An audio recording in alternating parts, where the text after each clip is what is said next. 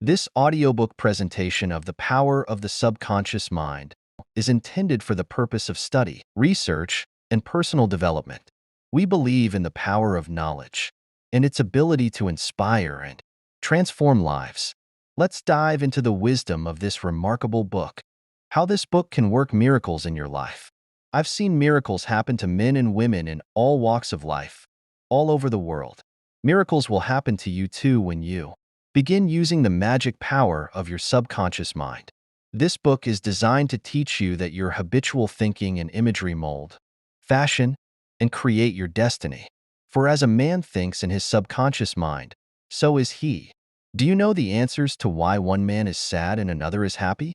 Why is one man joyous and prosperous while another is poor and miserable? Why is one man fearful and anxious and another full of faith and confidence? Why does one man have a beautiful, luxurious home while another man lives a meager existence in slums? Why is one man a great success and another an abject failure?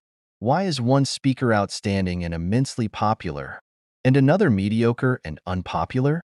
Why is one man a genius in his work or profession while another toils and moils all his life without accomplishing anything worthwhile? Why is one man healed of a so-called incurable disease and another isn't? Why do so many good, kind, religious people suffer the tortures of the damned in their minds and bodies, while many immoral and irreligious people succeed, prosper, and enjoy radiant health? Why is one woman happily married and her sister very unhappy and frustrated? Is there an answer to these questions in the workings of your conscious and subconscious minds? There most certainly is. Reason for writing this book. It is for the express purpose of answering and clarifying the above questions, and many others of a similar nature, that motivated me to write this book. I have endeavored to explain the great, fundamental truths of your mind in the simplest language possible. I believe that it's perfectly possible to explain the basic, foundational, and fundamental laws of life and of your mind in ordinary, everyday language. You'll find that the language of this book is that used in your daily papers, current periodicals, in your business offices, in your home, and in the daily workshop. I urge you to study this book and apply the techniques outlined therein. As you do, I am absolutely convinced that you will take hold of a miracle-working power that will lift you up from confusion, misery, melancholy, and failure, and guide you to your true place. It will solve your difficulties, free you from emotional and physical bondage, and place you on the royal road to freedom, happiness, and peace of mind. This miracle-working power of your subconscious mind can heal you of your sickness, make you vital and strong again. In learning how to use your inner powers, you will open the prison door of your fear and enter into a life described by Paul as the glorious liberty of the sons of God, releasing the miracle-working power. A personal healing will always be the most convincing evidence of our subconscious powers. Over 42 years ago, I resolved a malignancy. In medical terminology, it was called a sarcoma, by using the healing power of my subconscious mind, which created me and still maintains and governs all my vital functions. The technique I applied is elaborated on in this work, and I feel sure that it will help others to trust the same infinite healing presence lodged in the subconscious depths of all men.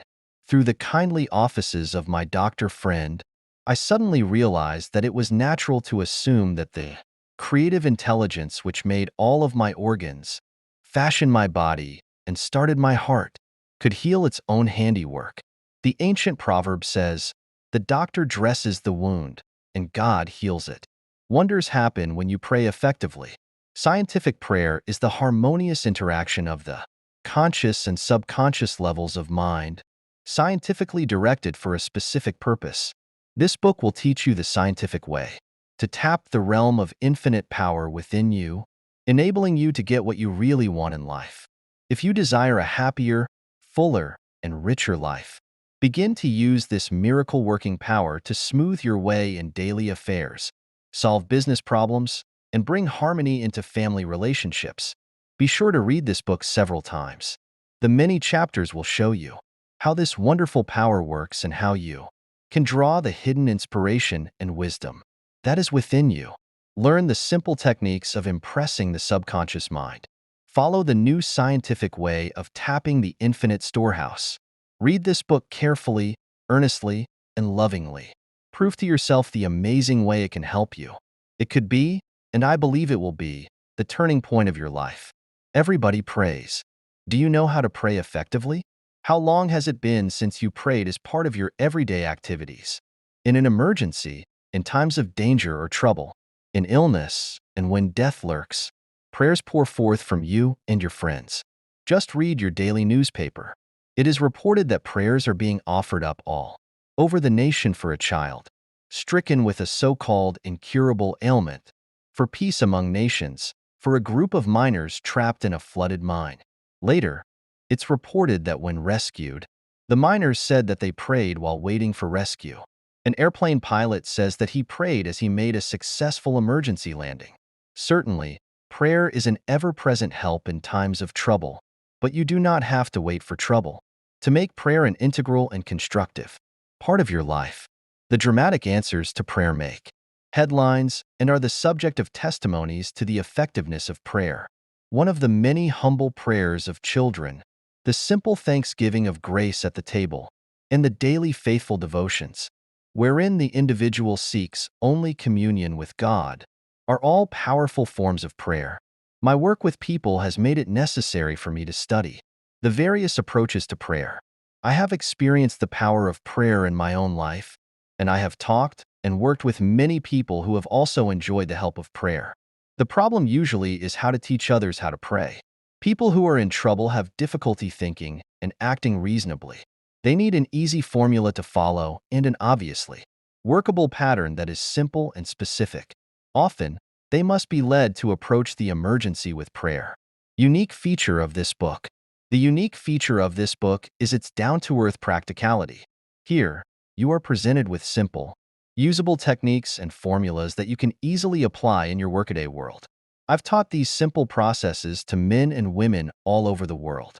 Recently, over 1,000 men and women of all religious affiliations attended a special class in Los Angeles where I presented the highlights of what is offered in the pages of this book.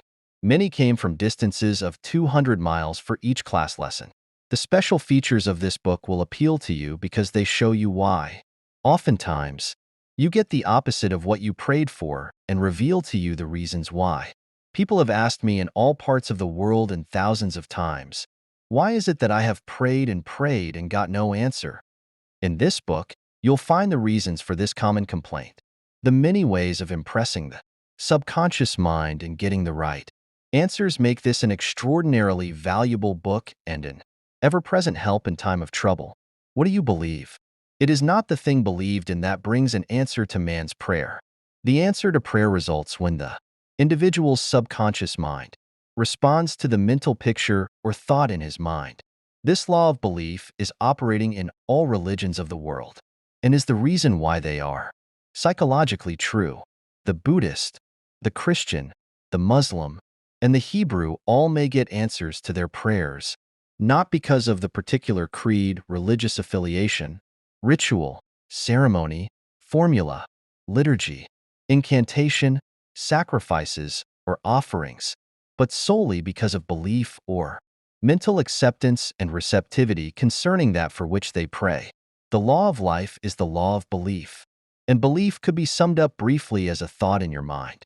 As a man thinks, feels, and believes, so is the condition of his mind, body, and circumstances. A technique, a methodology based on an understanding of what you are doing and why you are doing it, will help you to bring about a subconscious embodiment of all good things in life. Essentially, answered prayer is the realization of your heart's desire. Desire is prayer.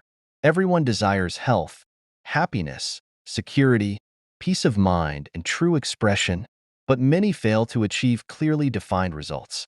A university professor admitted to me recently, I know that if I changed my mental pattern and redirected my emotional life, my ulcers would not recur, but I do not have any technique, process, or modus operandi. My mind wanders back and forth on my many problems, and I feel frustrated, defeated, and unhappy. This professor had a desire for perfect health, He needed knowledge of how his mind worked, which would enable him to fulfill his desire. By practicing the healing methods outlined in this book, he became whole and perfect. There is one mind common to all individual men.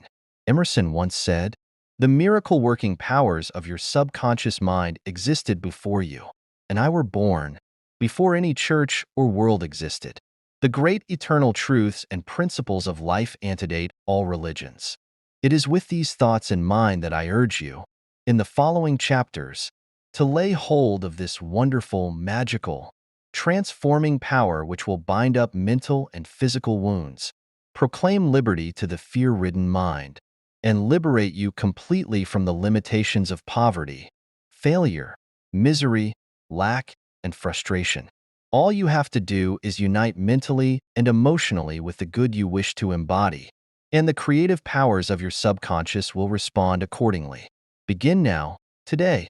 Let wonders happen in your life. Keep on keeping on until the day breaks and the shadows flee away.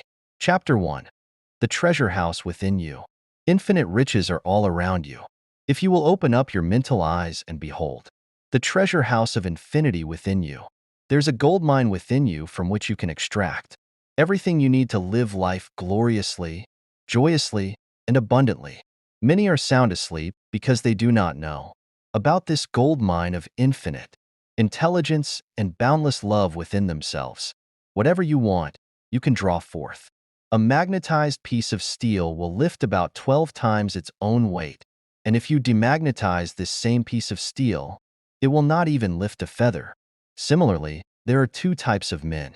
There is the magnetized man who is full of confidence and faith. He knows that he is born to win and to succeed. Then there is the demagnetized man who is full of fears and doubts. Opportunities come, and he says, "I might fail. I might lose my money. People will laugh at me." This type of man will not get very far in life because if he is afraid to go forward, he will simply stay where he is. Become a magnetized man and discover the master secret of the ages. The master secret of the ages. What, in your opinion, is the master secret of the ages? The secret of atomic energy, thermonuclear energy, the neutron bomb, or interplanetary travel? No, it is not any of these. Then what is this master secret? Where can one find it, and how can it be contacted and brought into action?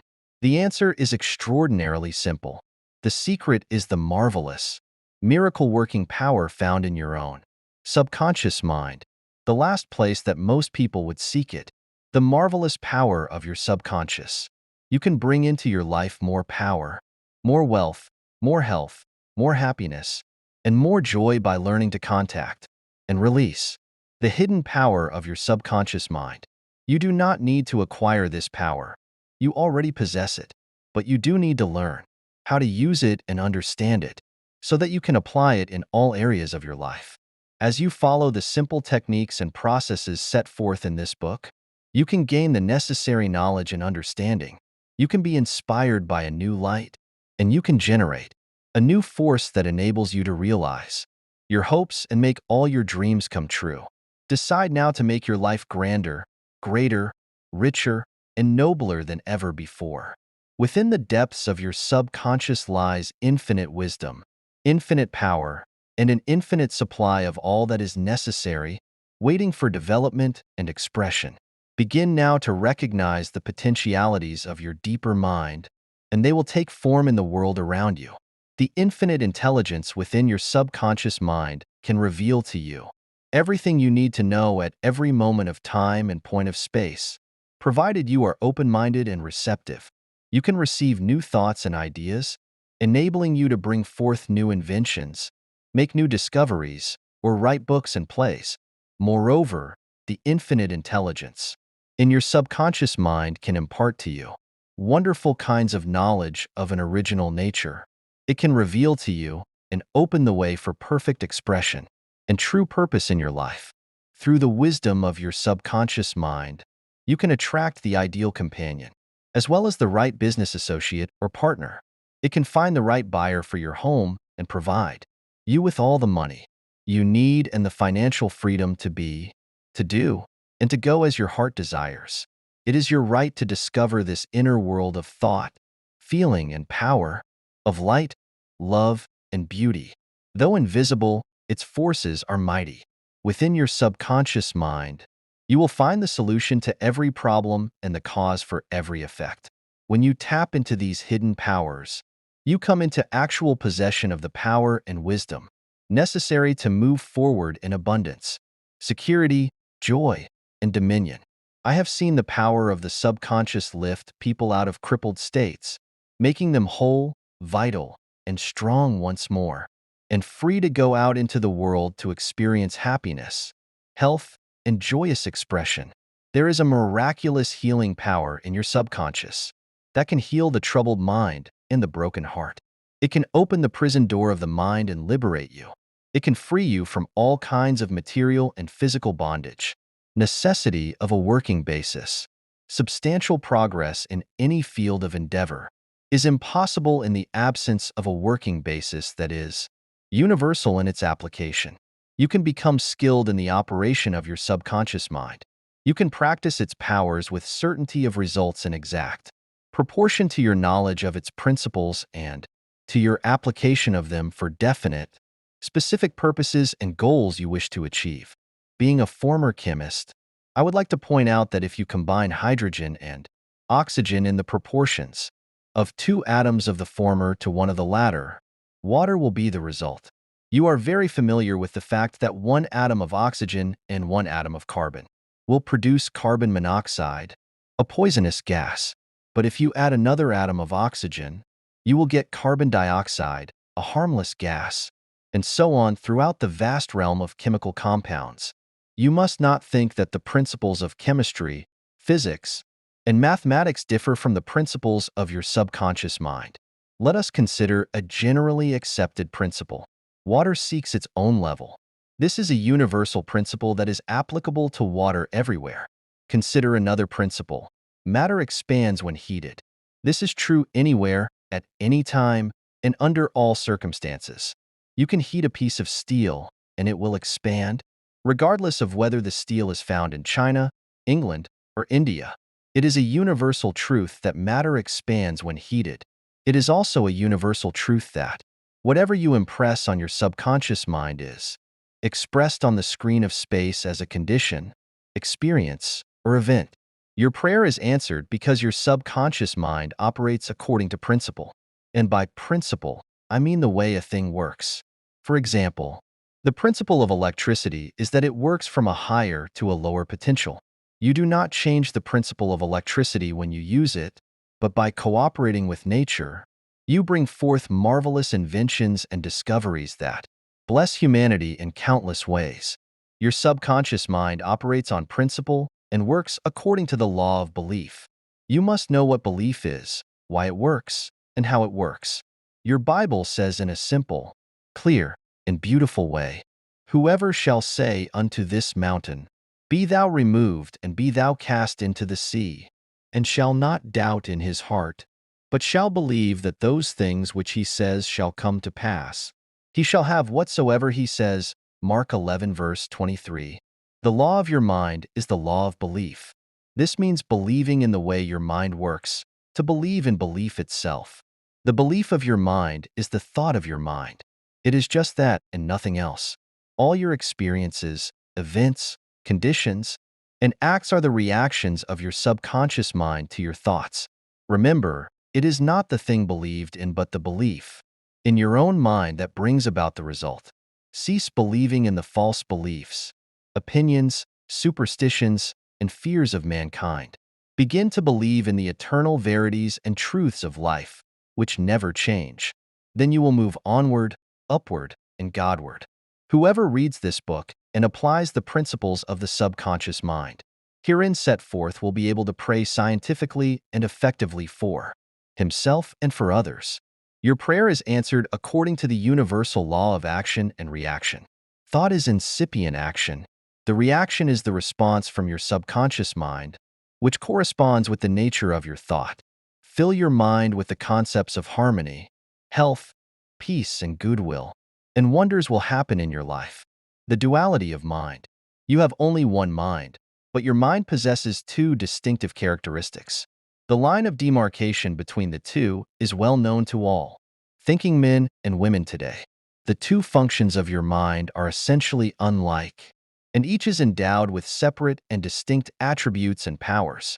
The nomenclature generally used to distinguish the two functions of your mind is as follows: the objective and subjective mind, the conscious and subconscious mind, the waking and sleeping mind, the surface self and the deep self, the voluntary mind and the involuntary mind, the male and female, and many other terms. You will find the terms conscious and subconscious used to represent the dual nature of your mind throughout this book. An excellent way to get acquainted with the two functions of your mind is to look upon your own mind as a garden. You are the gardener, and you are planting seeds, thoughts, in your subconscious mind all day, long based on your habitual thinking. As you sow in your subconscious mind, so shall you reap in your body and environment. Begin now to sow thoughts of peace, happiness, right action, goodwill, and prosperity. Think quietly and with interest on these qualities and accept them fully in your conscious reasoning mind. Continue to plant these wonderful seeds, thoughts, in the garden of your mind, and you will reap a glorious harvest. Your subconscious mind may be likened to the soil, which will grow all kinds of seeds, good or bad. Do men gather grapes of thorns or figs of thistles? Every thought is therefore a cause, and every condition is an effect. For this reason, it is essential that you take charge of your thoughts, so as to bring forth only desirable conditions. When your mind thinks correctly, when you understand the truth, when the thoughts deposited in your subconscious mind are constructive, harmonious, and peaceful, the magic working power of your subconscious will respond and bring about harmonious conditions, agreeable surroundings, and the best of everything. When you begin to control your thought processes, you can apply the powers of your subconscious to any problem or difficulty. In other words, you will actually be consciously cooperating with the infinite power and omnipotent law that governs all things. Look around you, wherever you live, and you will notice that the vast majority of mankind lives in the world without. The more enlightened men are intensely interested in the world within. Remember, it is the world within, namely, your thoughts, feelings, and imagery, that makes your world without. It is therefore the only creative power, and everything that you find in your world of expression has been created by you in the inner world of your mind, consciously or unconsciously. Your knowledge of the interaction of your conscious and subconscious minds will enable you to transform your whole life. In order to change external conditions, you must change the cause. Most men try to change conditions and circumstances by working with conditions and circumstances. To remove discord, confusion, lack, and limitation, you must remove the cause. And the cause is the way you are using your conscious mind, the power of your subconscious mind. The way you are thinking and picturing in your mind is shaping your life. You are living in a fathomless sea of infinite riches. Your subconscious is very sensitive to your thoughts. Your thoughts form the mold or matrix through which the infinite intelligence, wisdom, vital forces, and energies of your subconscious flow. The practical application of the laws of your mind, as illustrated in each chapter of this book, will cause you to experience abundance instead of poverty, wisdom instead of superstition and ignorance, peace instead of pain, joy instead of sadness, light instead of darkness, harmony instead of discord, faith and confidence instead of fear, success instead of failure, and freedom from the law of averages. Certainly, there can be no more wonderful blessings than these from a mental, emotional, and material standpoint. Most of the great scientists, artists, poets, singers, writers, and inventors have a deep understanding of the workings of the conscious and subconscious minds. One time, Caruso, the great operatic tenor, was struck with stage fright. He said his throat was paralyzed due to spasms caused by intense fear, which constricted the muscles of his throat. Perspiration poured copiously down his face. He was ashamed because, in a few minutes, he had to go out on stage. Yet he was shaking with fear and trepidation. He said, "They will laugh at me. I can't sing." Then he shouted, in the presence of those behind the stage, "The little me wants to strangle the big me within." He said to the little me, "Get out of here. The big me wants to sing." By the big me, he meant the limitless power and wisdom of his subconscious mind. He began to shout, "Get out! Get out! The big me is going to sing." His subconscious mind responded, releasing the vital forces within him. When the call came, he walked out on the stage and sang gloriously and majestically, enthralling the audience. It is obvious to you now that Caruso must have understood the two levels of mind, the conscious or rational and the subconscious or irrational level. Your subconscious mind is reactive and responds to the nature of your thoughts. When your conscious mind, the little me, is full of fear, worry, and anxiety, the negative emotions engendered in your subconscious mind, the big me, are released and flood the conscious mind with a sense of panic, foreboding, and despair. When this happens, you can, like Caruso, speak firmly and with a deep sense of authority to the irrational emotions generated in your deeper mind as follows: "Be still, be quiet. I am in control. You must obey me. You are subject to my command. You cannot intrude where you do not belong." It is fascinating and intensely interesting to observe how you can speak authoritatively and with conviction to the irrational movements of your deeper self, bringing silence, harmony, and peace to your mind. The subconscious is subject to the conscious mind, which is why it is called subconscious or subjective. Outstanding differences in modes of operation. You will perceive the main differences by the following illustration. The conscious mind is like the navigator or captain at the bridge of a ship. He directs the ship and signals orders to the men in the engine room, who, in turn, control all the boilers, instruments, gauges, etc. The men in the engine room do not know where they are going. They merely follow orders. They would run the ship aground if the man on the bridge issued faulty or wrong instructions based on his findings with the compass, sextant, or other instruments. The men in the engine room obey him because he is in charge and issues orders that are automatically obeyed. Members of the crew do not talk back to the captain. They simply carry out orders. The captain is the master of his ship, and his decrees are carried out. Likewise, your conscious mind is the captain and master of your ship, which represents your body, environment, and all your affairs. Your subconscious mind takes the orders. You give it based upon what your conscious mind believes and accepts as true. When you repeatedly say to people, "I can't afford it," your subconscious mind takes you at your word and sees to it that you will not be in a position to purchase what you want.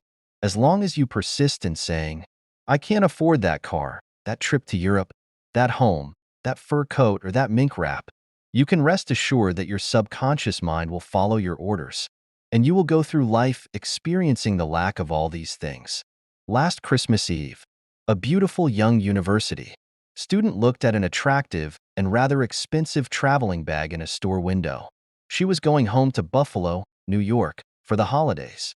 She was about to say, "I can't afford that bag," when she recalled something she had heard at one of my lectures, which was, "Never finish a negative statement. Reverse it immediately, and wonders will happen in your life." She said, "That bag is mine. It is for sale. I accept it mentally, and my subconscious sees to it that I receive it." At 8 o'clock on Christmas Eve, her fiancé presented her with the bag, exactly the same as the one she had looked at and mentally identified with at 10 o'clock that same morning.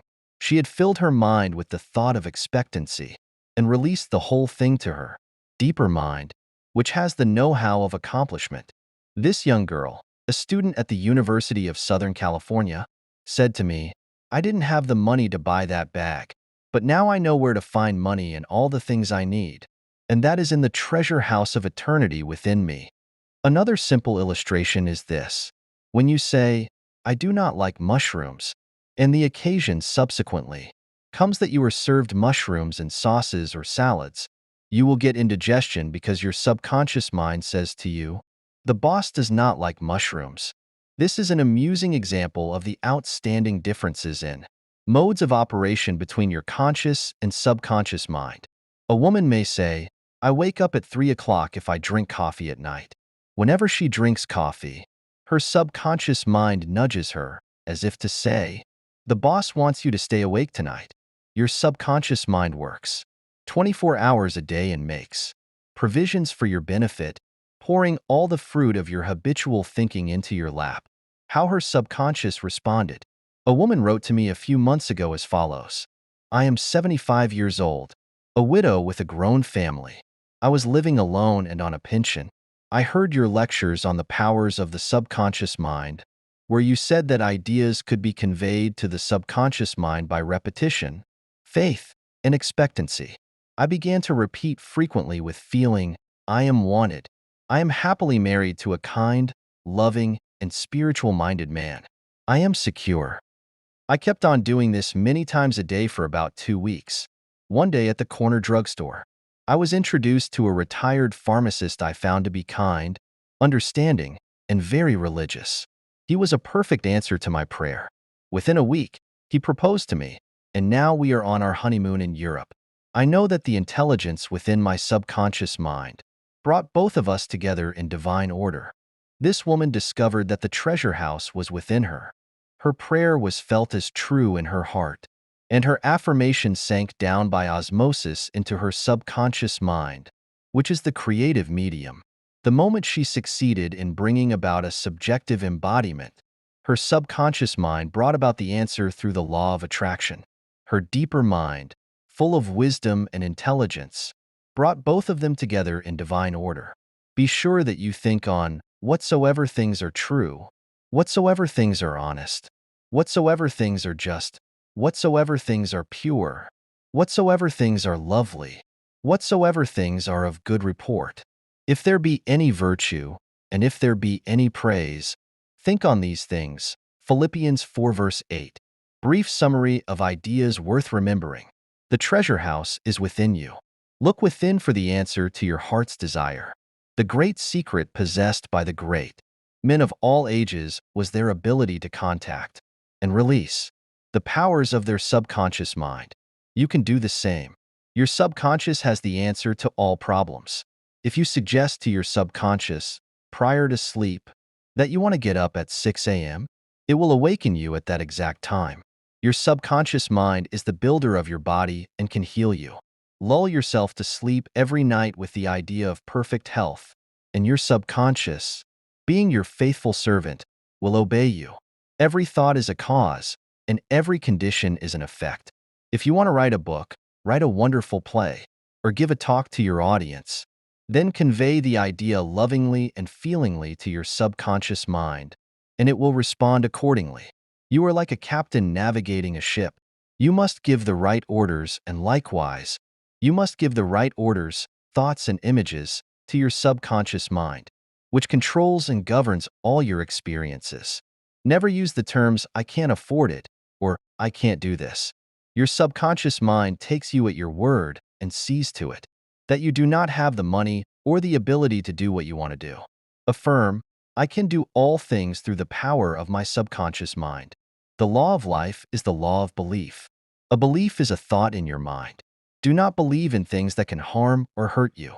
Instead, believe in the power of your subconscious mind to heal, inspire, strengthen, and prosper you. According to your belief, it is done unto you. Change your thoughts, and you change your destiny. Chapter 5. Mental Healings in Modern Times. Everyone is definitely concerned with the healing of bodily conditions and human affairs. What is it that heals? Where is this healing power? These are questions asked by everyone. The answer is that this healing power is in the subconscious mind of each person, and the changed mental attitude on the part of the sick person releases this healing power. No mental or religious science practitioner, psychologist, psychiatrist, or medical doctor ever healed a patient. There is an old saying, the doctor dresses the wound, but God heals it. The psychologist or psychiatrist proceeds to remove the mental blocks in the patient so that the healing principle may be released, restoring the patient to health. Likewise, the surgeon removes the physical block, enabling the healing current to function normally. No physician, surgeon, or mental science practitioner claims that he healed the patient. The one healing power is called by many names: nature, life, God, creative intelligence, and subconscious power. As previously outlined, there are many different methods used to remove the mental, emotional, and physical blocks which inhibit the flow of the healing. Life principle animating all of us. The healing principle resident in your subconscious mind can and will, if properly directed by you or some other person, heal your mind and body of all disease. This healing principle is operative in all men regardless of creed, color, or race. You do not have to belong to some particular church in order to use and participate in this healing process. Your subconscious will heal the burn or cut on your hand, even though you profess to be an atheist or agnostic. The modern mental therapeutic procedure is based on the truth that the infinite intelligence and power of your subconscious mind will respond according to your faith. The mental science practitioner or minister follows the injunction of the Bible. For example, he goes into his closet and shuts the door, which means he stills his mind, relaxes, let go, and thinks of the infinite healing presence within him. He closes the door of his mind to all outside distractions as well as appearances, and then he quietly and knowingly turns over his request or desire to his subconscious mind, realizing that the intelligence of his mind will answer him according to his specific needs. The most wonderful thing to know is this: imagine the end desired and feel its reality. Then the infinite life principle will respond to your conscious choice and your conscious request.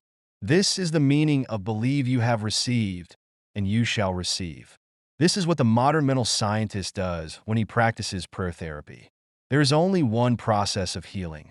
There is only one universal healing principle operating through everything: the cat, the dog, the tree, the grass, the wind, the earth, for everything is alive.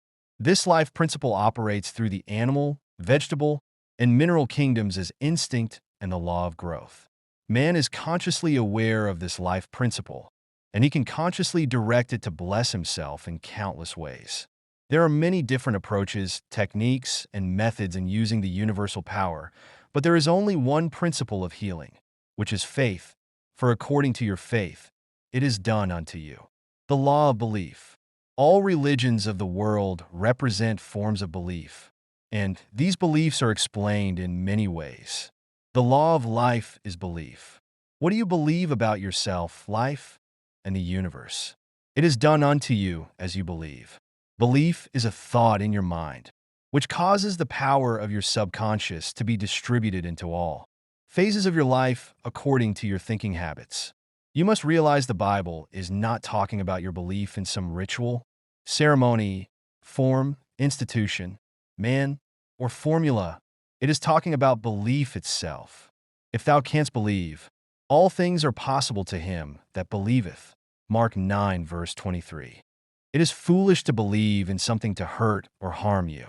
Remember, it is not the thing believed in that hurts or harms you, but the belief or thought in your mind which creates the result. All your experiences, all your actions, and all the events and circumstances of your life are but the reflections and reactions to your own thoughts.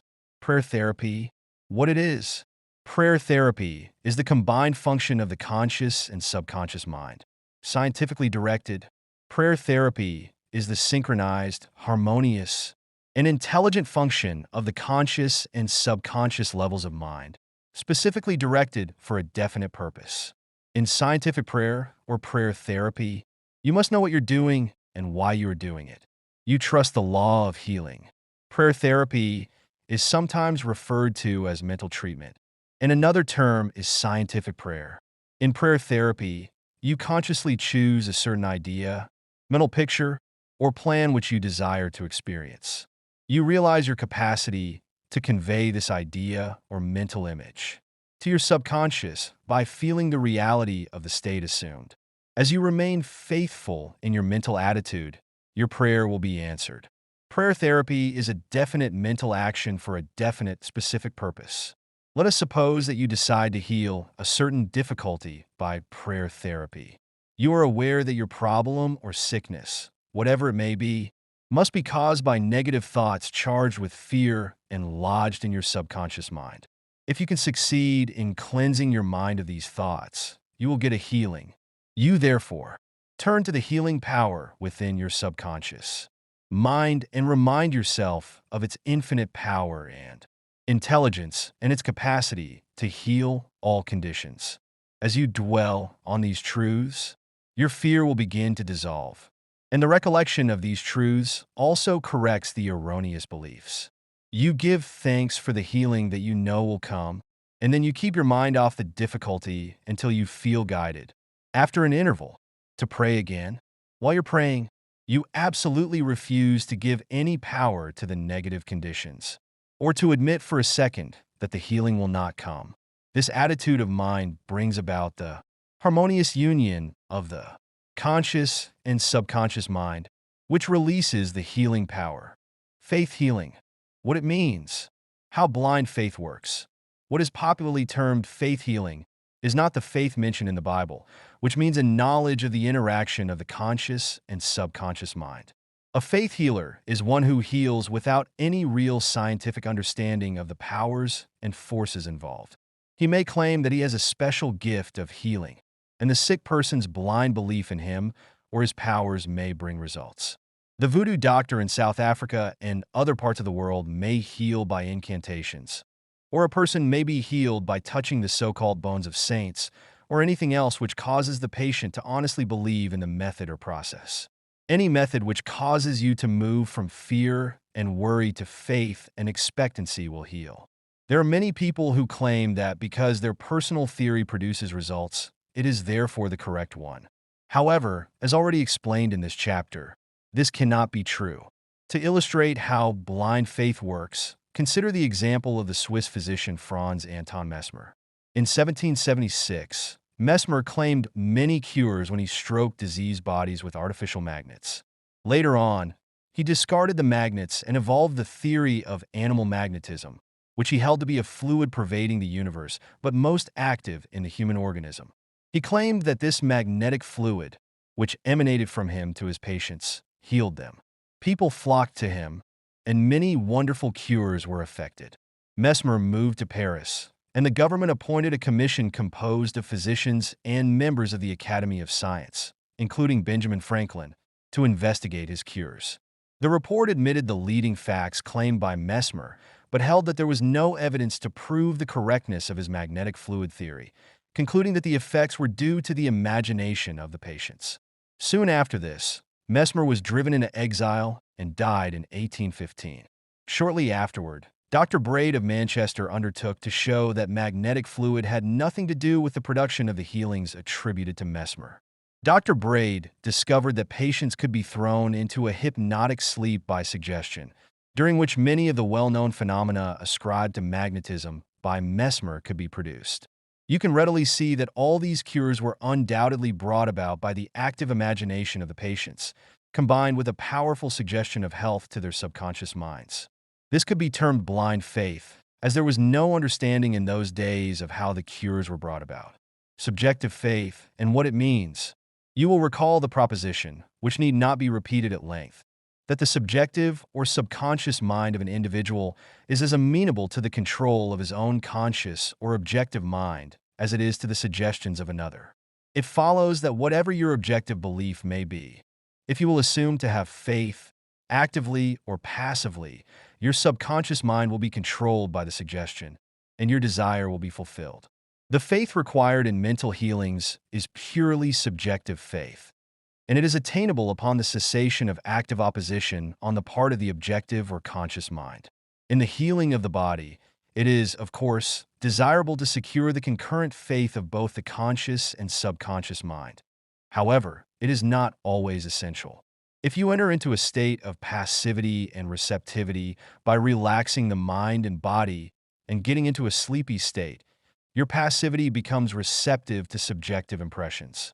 Recently, I was asked by a man, "How is it that I got a healing through a minister?" I did not believe what he said when he told me that there is no such thing as disease and that matter does not exist. This man initially thought his intelligence was being insulted and protested against such a palpable absurdity. The explanation is simple. He was quieted by soothing words and told to get into a perfectly passive condition, to say nothing, and to think of nothing for the time being.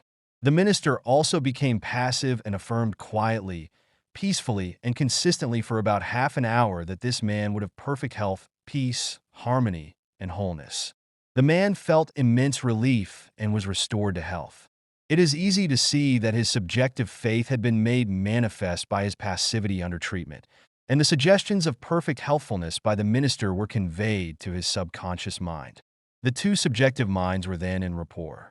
The minister was not hindered by antagonistic autosuggestions of the patient arising from objective doubt of the healer's power or the correctness of the theory. In this sleepy, drowsy state, the conscious mind's resistance is reduced to a minimum and results followed. The subconscious mind of the patient, being necessarily controlled by such suggestion, exercised its functions accordingly, and the healing followed. The meaning of absent treatment. Suppose you learned that your mother was sick in New York City and you lived in Los Angeles. Your mother would not be physically present where you are, but you could pray for her. It is the Father within which does the work. The creative law of the subconscious mind serves you and will do the work. It responds to you automatically. In the mind principle, there is no time or space. It is the same mind that operates through your mother, no matter where she may be. In reality, there is no absent treatment as opposed to present treatment, for the universal mind is omnipresent. You do not try to send out thoughts or hold a thought. Your treatment is a conscious movement of thought, and as you become conscious of the qualities of health, well-being, and relaxation, these qualities will be resurrected in your mother's experience, and results will follow. The following is a perfect example of what is called absent treatment. Recently, I listened to a radio program in Los Angeles where a woman prayed as follows for her mother in New York, who had a coronary thrombosis. The healing presence is right where my mother is. Her bodily condition is but a reflection of her thought life, like shadows cast on the screen. I know that in order to change the images on the screen, I must change the projection reel. My mind is the projection reel, and I now project in my own mind the image of wholeness, harmony, and perfect health for my mother. The infinite healing presence, which created my mother's body and all her organs, is now saturating every atom of her being, and a river of peace flows through every cell of her body. The doctors are divinely guided and directed, and whoever touches my mother is guided to do the right thing. I know that disease has no ultimate reality. If it had, no one could be healed. I now align myself with the infinite principle of love and life, and I know and decree that harmony, health, and peace are now being expressed in my mother's body. She prayed in the above manner several times daily, and her mother had a most remarkable recovery after a few days, much to the amazement of her specialist. He complimented her on her great faith in the power of God. The conclusion arrived at in the daughter's mind set the creative law of mind in motion on the subjective side of life, which manifested itself through her mother's body as perfect health and harmony. What the daughter felt as true about her mother was simultaneously resurrected in her mother's experience, releasing the kinetic action of the subconscious mind. A psychologist friend of mine told me that one of his lungs was infected. X-rays and analysis showed the presence of tuberculosis. At night before going to sleep, he would quietly affirm, "Every cell, nerve, tissue, and muscle of my lungs are now being made whole, pure, and perfect. My whole body is being restored to health and harmony." These are not his exact words, but they represent the essence of what he affirmed. A complete healing followed in about a month's time. Subsequent X-rays showed a perfect healing. I wanted to know his method, so I asked him why he repeated the words prior to sleep. Here is his reply. The kinetic action of the subconscious mind continues throughout your sleep period. Hence, give the subconscious mind something good to work on as you drop off into slumber. This was a very wise answer. In thinking of harmony and perfect health, he never mentioned his trouble by name. I strongly suggest that you cease talking about your ailments or giving them a name. The only sap from which they draw life is your attention and fear of them. Like the above-mentioned psychologist, become a mental surgeon. Then your troubles will be cut off like dead branches are pruned from a tree. If you are constantly naming your aches and symptoms, you inhibit the kinetic action, which means the release of the healing power and energy of your subconscious mind. Furthermore, by the law of your own mind, these imaginings tend to take shape as the thing you greatly feared. Fill your mind with the great truths of life and walk forward in the light of love. Summary of your aids to health. 1. Find out what it is that heals you. Realize that correct directions given to your subconscious mind will heal your mind and body. 2. Develop a definite plan for turning over your requests or desires to your subconscious mind. 3. Imagine the end desired and feel its reality. Follow it through, and you will get definite results. 4. Decide what belief is. Know that belief is a thought in your mind and what you think you create. 5. It is foolish to believe in sickness or something that can hurt or harm you. Believe in perfect health, prosperity, peace, wealth, and divine guidance. 6. Great and noble thoughts upon which you habitually dwell become great acts. 7. Apply the power of prayer therapy in your life. Choose a certain plan, idea, or mental picture. Mentally and emotionally unite with that idea, and as you remain faithful to your mental attitude, your prayer will be answered. 8. Always remember, if you really want the power to heal, you can have it through faith, which means a knowledge of the workings of your conscious and subconscious mind. Faith comes with understanding. 9. Blind faith means that a person may get results in healing without any scientific understanding of the powers and forces involved. 10. Learn to pray for your loved ones who may be ill. Quiet your mind and your thoughts of health, vitality, and perfection, operating through the one universal subjective mind, will be felt and resurrected in the mind of your loved one. Chapter 6. Practical Techniques in Mental Healings. An engineer has a technique and a process for building a bridge or an engine. Like the engineer, your mind also has a technique for governing, controlling, and directing your life. You must realize that methods and techniques are primary. In building the Golden Gate Bridge, the chief engineer understood mathematical principles, stresses, and strains. Secondly, he had a picture of the ideal bridge across the bay. The third step was his application of tried and proven methods by which the principles were implemented until the bridge took form and we drive on it. There also are techniques and methods by which your prayers are answered. If your prayer is answered, there is a way in which it is answered, and this is a scientific way. Nothing happens by chance. This is a world of law and order. In this chapter, you will find practical techniques for the unfolding and nurture of your spiritual life. Your prayers must not remain up in the air like a balloon. They must go somewhere and accomplish something in your life. When we come to analyze prayer, we discover there are many different approaches and methods. We will not consider in this book the formal, ritual prayers used in religious services. These have an important place in group worship. We are immediately concerned with the methods of personal prayer, as it is applied in your daily life, and as it is used to help others. Prayer is the formulation of an idea concerning something we wish to accomplish. Prayer is the soul's sincere desire. Your desire is your prayer. It comes out of your deepest needs, and it reveals the things you want in life. Blessed are they that hunger and thirst after righteousness, for they shall be filled. That is really prayer, life's hunger and thirst for peace, harmony, health, joy, and all the other blessings of life. The passing over technique for impregnating the subconscious. This technique consists essentially in inducing the subconscious mind to take over your request, as handed to it by the conscious mind. This passing over is best accomplished in a reverie-like state. Know that in your deeper mind resides infinite intelligence and infinite power. Just calmly think over what you want. See it coming into fuller fruition from this moment forward. Be like the little girl who had a very bad cough and a sore throat. She declared firmly and repeatedly, "It is passing away now. It is passing away now." It passed away in about an hour. Use this technique with complete simplicity and naivete. Your subconscious will accept your blueprint. If you were building a new home for yourself and your family, you would be intensely interested in the blueprint for your home. You would ensure that the builders conform to the blueprint. You would watch the material and select only the best wood, steel. In fact, the best of everything. What about your mental home and your mental blueprint for happiness and abundance?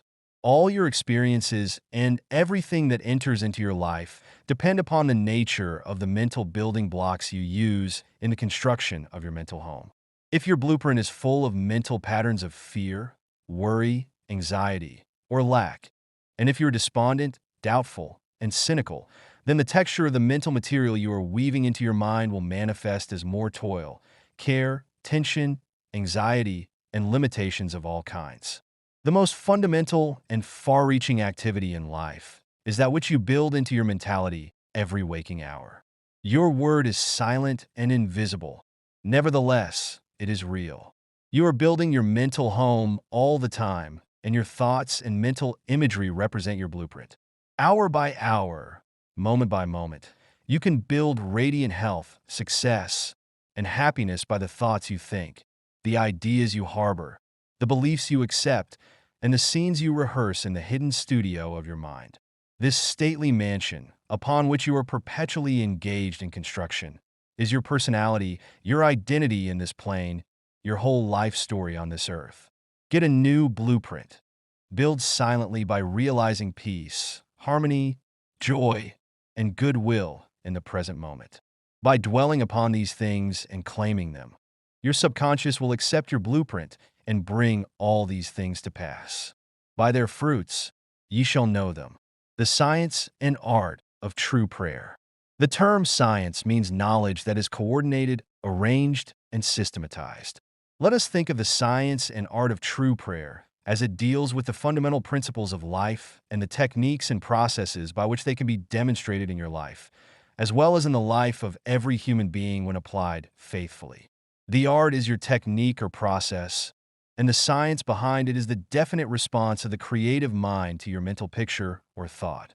Ask, and it shall be given you. Seek, and ye shall find. Knock, and it shall be opened unto you. Matthew 7:7. Here you are told that you shall receive that for which you ask. It shall be opened to you when you knock, and you shall find that for which you are searching. This teaching implies the definiteness of mental and spiritual laws. There is always a direct response from the infinite intelligence of your subconscious mind to your conscious thinking. If you ask for bread, you will not receive a stone. You must ask believing if you are to receive. Your mind moves from the thought to the thing.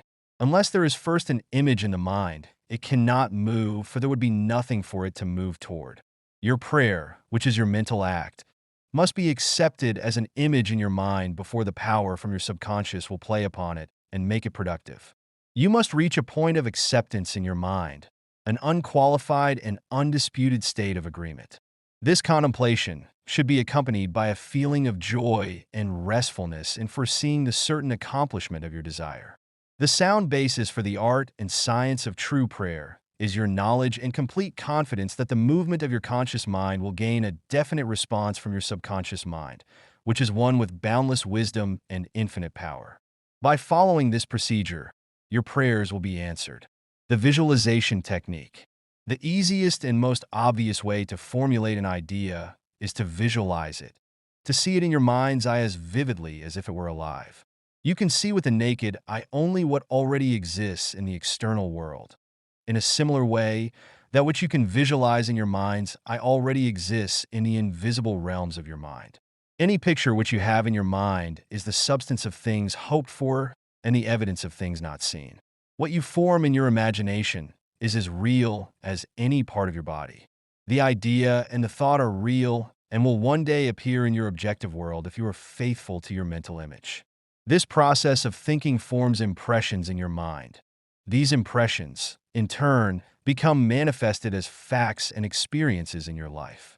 The builder visualizes the type of building he wants. He sees it as he desires it to be completed.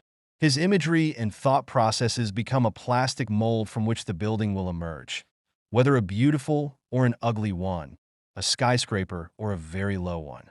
His mental imagery is projected as it is drawn on paper.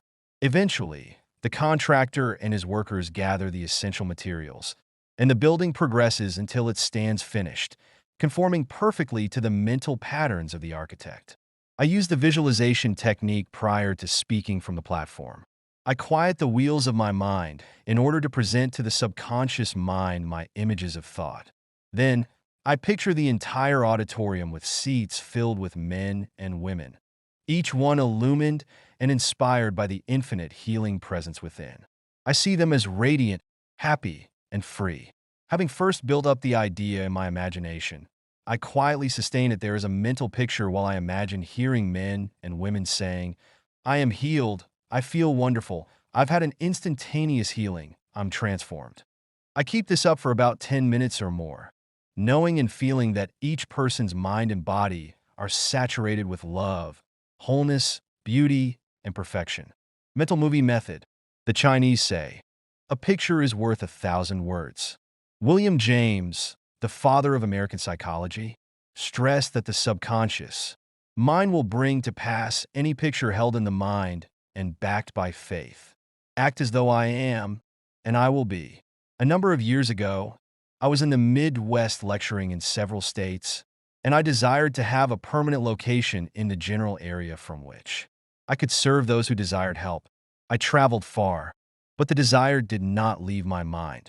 One evening, while in a hotel in Spokane, Washington, I relaxed completely on a couch, immobilized my attention, and in a quiet, passive manner, imagined that I was talking to a large audience, saying in effect, "I am glad to be here.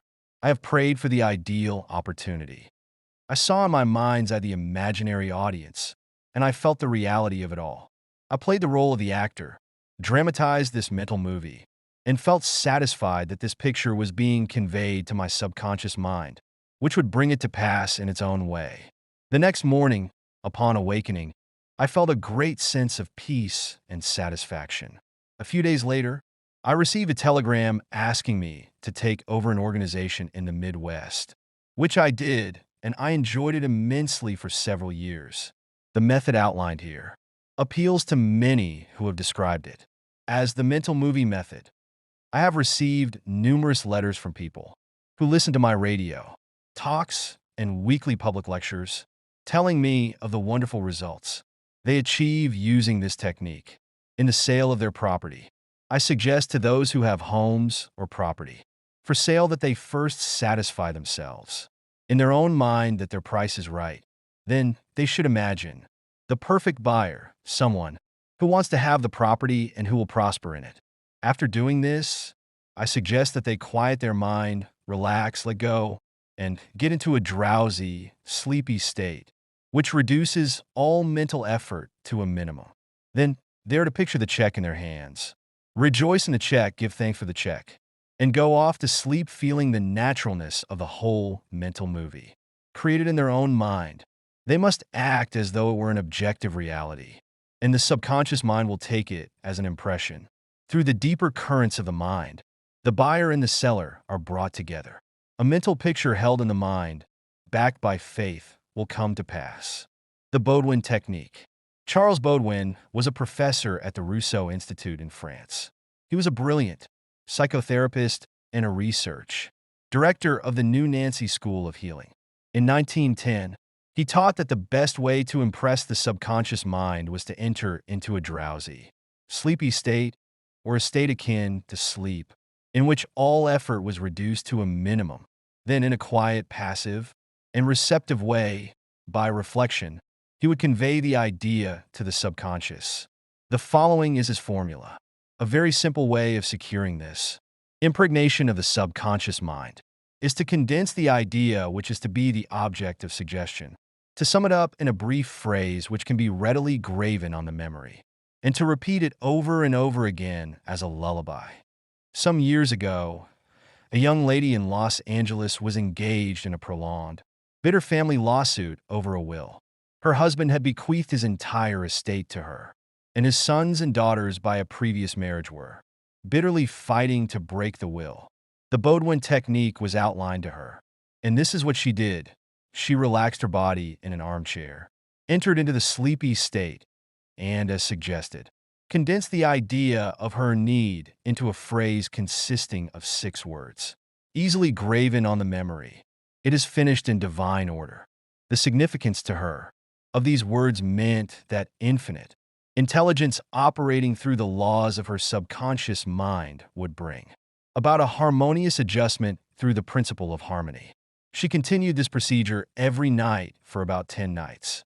After she got into a sleepy state, she would affirm slowly, quietly, and feelingly the statement, "It is finished in divine order," over and over again, feeling a sense of inner peace and an all-pervading tranquility.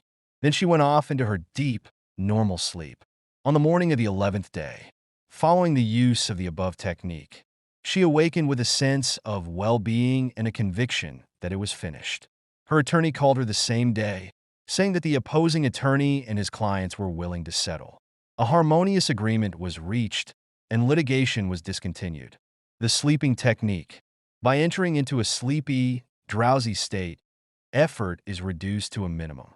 The conscious mind is submerged to a great extent when in a sleepy state.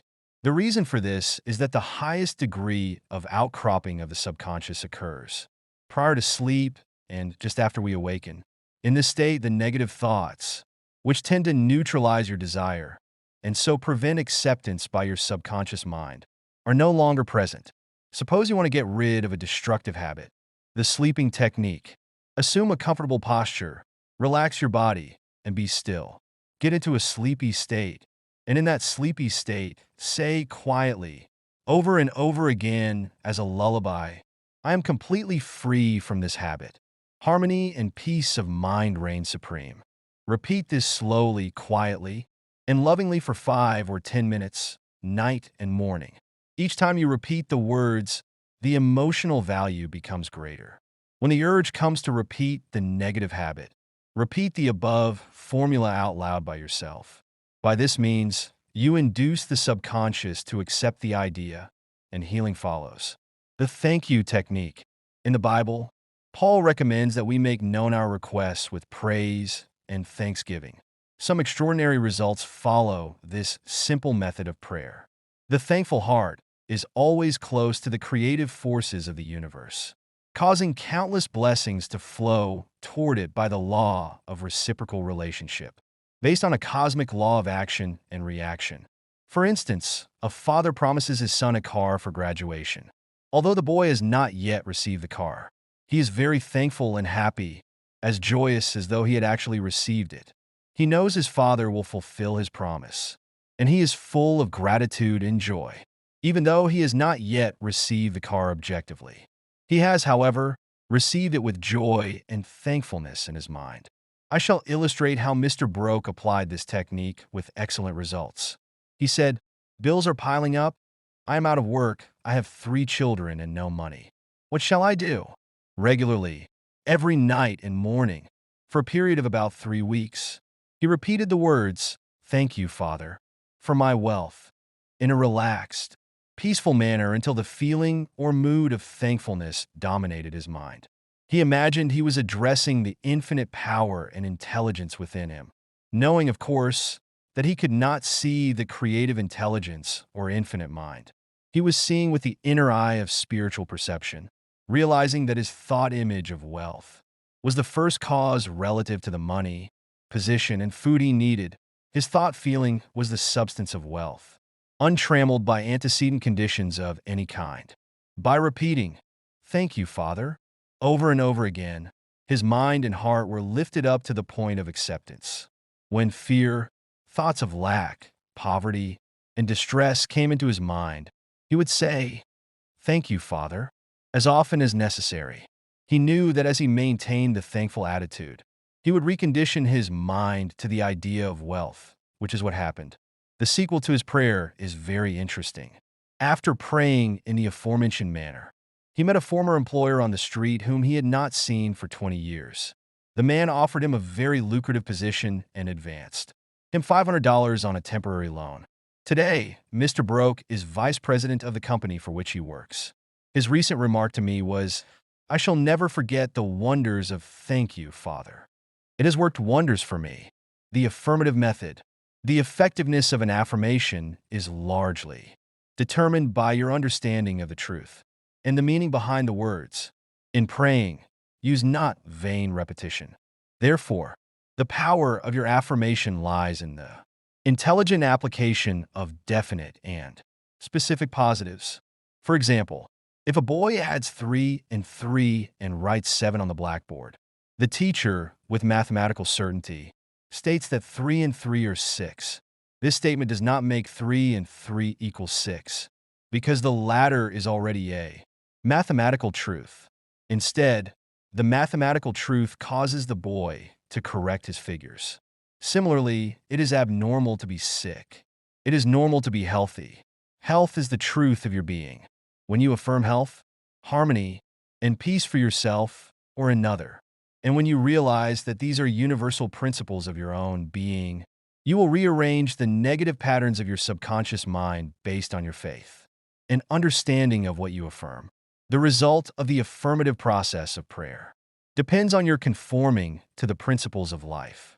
Regardless of appearances, consider that there is a principle of mathematics with no error, a principle of truth with no dishonesty, a principle of intelligence with no ignorance, a principle of harmony with no discord, a principle of health with no disease, and a principle of abundance with no poverty. The affirmative method was chosen by the author to help his sister, who was to undergo surgery for the removal of gallstones in a hospital in England. The condition described was based on the diagnosis from hospital tests and X-ray procedures. Despite being geographically separated by about 6,500 miles, there is no time or space in the mind principle. Infinite mind or intelligence is present in its entirety at every point simultaneously. The author withdrew all thoughts from the contemplation of symptoms and the corporeal personality altogether. He affirmed as follows: "This prayer is for my sister Catherine. She is relaxed and at peace, poised, balanced, serene, and calm. The healing intelligence of her subconscious mind, which created her body, is now transforming every cell, nerve, tissue, muscle, and bone of her being according to the perfect pattern of all organs. Lodged in her subconscious mind, silently and quietly, all distorted thought patterns in her subconscious mind are removed and dissolved, and the vitality, wholeness, and beauty of the life principle are made manifest in every atom of her being. She is now open and receptive to the healing, currents flowing through her like a river, restoring her to perfect health, harmony, and peace. All distortions and ugly images are now washed away by the infinite ocean of love and peace flowing through her." And it is so. The author affirmed this several times a day, and after 2 weeks, his sister's examination showed a remarkable healing, with the X-ray proving negative. To affirm is to state that it is so, and as you maintain this attitude of mind as true, regardless of all evidence to the contrary, you will receive an answer to your prayer. Your thought can only affirm, for even if you deny something, you are actually affirming the presence of what you deny. Repeating an affirmation, knowing what you are saying and why you are saying it, leads the mind to a state of consciousness where it accepts that what you state is true. Keep on affirming the truths of life until you get the subconscious reaction which satisfies. The argumentative method. The argumentative method, as implied by its name, involves using reason and spiritual reasoning to address sickness. This method stems from the practices of Dr. Phineas Parkhurst Quimby, a pioneer in mental and spiritual healing who lived and practiced in Belfast, Maine about 100 years ago. Quimby's techniques are documented in the Quimby Manuscripts, a book published in 1921 by Thomas Y. Crowell Company and edited by Horatio Dresser. This book includes newspaper accounts of Quimby's remarkable results in prayer treatment of the sick, illustrating that he duplicated many of the healing miracles recorded in the Bible. In brief, the argumentative method, according to Quimby, involves convincing both the patient and oneself that illness is a result of false beliefs, groundless fears, and negative patterns lodged in the subconscious mind. The method relies on reasoning that the disease or ailment is merely a distorted thought pattern that has manifested in the body. By changing these thought patterns, the sickness can be transformed. To use this method, you first explain to the sick person that the basis of all healing is a change of belief. You emphasize that the subconscious mind, which created the body and all its organs, has the inherent knowledge and power to heal it. This healing is ongoing as you speak. You argue within the courtroom of your mind that the disease is a shadow of the mind based on disease-soaked, morbid thought imagery. You build up all the evidence supporting the healing power within, which originally created all the organs and has a perfect pattern for every cell, nerve, and tissue. You then render a verdict in the courthouse of your mind in favor of healing, thereby liberating the sick one through faith and spiritual understanding. The overwhelming mental and spiritual evidence supports this healing. And as there is but one mind, what you believe is true will manifest in the patient's experience. This procedure exemplifies the argumentative method used by Dr. Quimby from 1849 to 1869. The absolute method and its remarkable results. The absolute method of prayer treatment has gained widespread recognition for its remarkable results. This method involves focusing on the divine attributes and qualities of God, such as bliss, boundless love, infinite intelligence, powerfulness, boundless wisdom, absolute harmony, indescribable beauty, and perfection. When practicing this method, one begins by mentioning the name of the person they are praying for, such as John Jones. They then quietly and silently contemplate these divine attributes, elevating their consciousness to a new spiritual wavelength. In this elevated state, the practitioner feels the infinite ocean of God's love dissolving everything unlike itself in the mind and body of the person being prayed for. This divine power and love are believed to neutralize any issues or disturbances completely. The absolute method can be likened to modern sound wave therapy. For instance, a distinguished physician in Los Angeles demonstrated an ultrasound wave machine that oscillates at high speeds to target specific areas of the body. This machine achieves remarkable results in dissolving arthritic deposits and healing various conditions. Similarly, by rising in consciousness and focusing on the divine qualities of God, spiritual electronic waves of harmony, health, and peace are generated, leading to many remarkable healings. Dr. Phineas Parkhurst Quimby, a pioneer in psychosomatic medicine and psychoanalysis, utilized the absolute method during the latter years of his healing career. Known for his clairvoyant diagnostic abilities, Quimby could discern the root causes of his patients' ailments. One notable example from Quimby's manuscripts recounts the healing of a bedridden, elderly woman who was suffering from lameness and paralysis. Quimby identified her ailment as a result of her confined and fearful beliefs. She was deeply troubled by her literal interpretation of the Bible, which contributed to her sense of being trapped in fear and ignorance. Quimby diagnosed her condition as a stagnation of the mind due to excitation and fear, manifesting physically as paralysis. To address her condition, Quimby used a specific biblical reference, John 7 verses 33 to 34, to explain that while Jesus' presence was temporary, the real message was about the divine power within all of us. He then shifted his mental focus to the divine ideal, vitality, intelligence, harmony, and power of God functioning in the sick person. Quimby conveyed to the woman that her restricted belief system was preventing her from experiencing health, whereas he, embodying health, was free from these limitations. This mental and spiritual shift led to an instantaneous change. The woman, who had been using crutches, walked without them following Quimby's treatment. Quimby regarded this healing as one of his most significant achievements, comparing it to raising someone from the dead. He applied the concept of Christ's resurrection to her personal health, explaining that accepting this truth was like the angel rolling away the stone of fear, ignorance, and superstition. This acceptance released the healing power of God, resulting in her complete restoration. The decree method and the power of mental science. The decree method leverages the power of words combined with the feeling and faith behind them. This method is based on the understanding that the power driving the world is also working on our behalf and supporting our declarations. Thus, when using this method, there should be no mental striving, coercion, force, or mental wrestling involved. For example, a young girl successfully used the decree method to handle a persistent young man who was constantly phoning her, pressing her for dates, and appearing at her place of business. She found it challenging to get rid of him until she applied the decree method. She decreed, "I release name unto God. He is in his true place at all times. I am free, and he is free. I now decree that my words go forth into infinite mind, and it brings it to pass." It is so.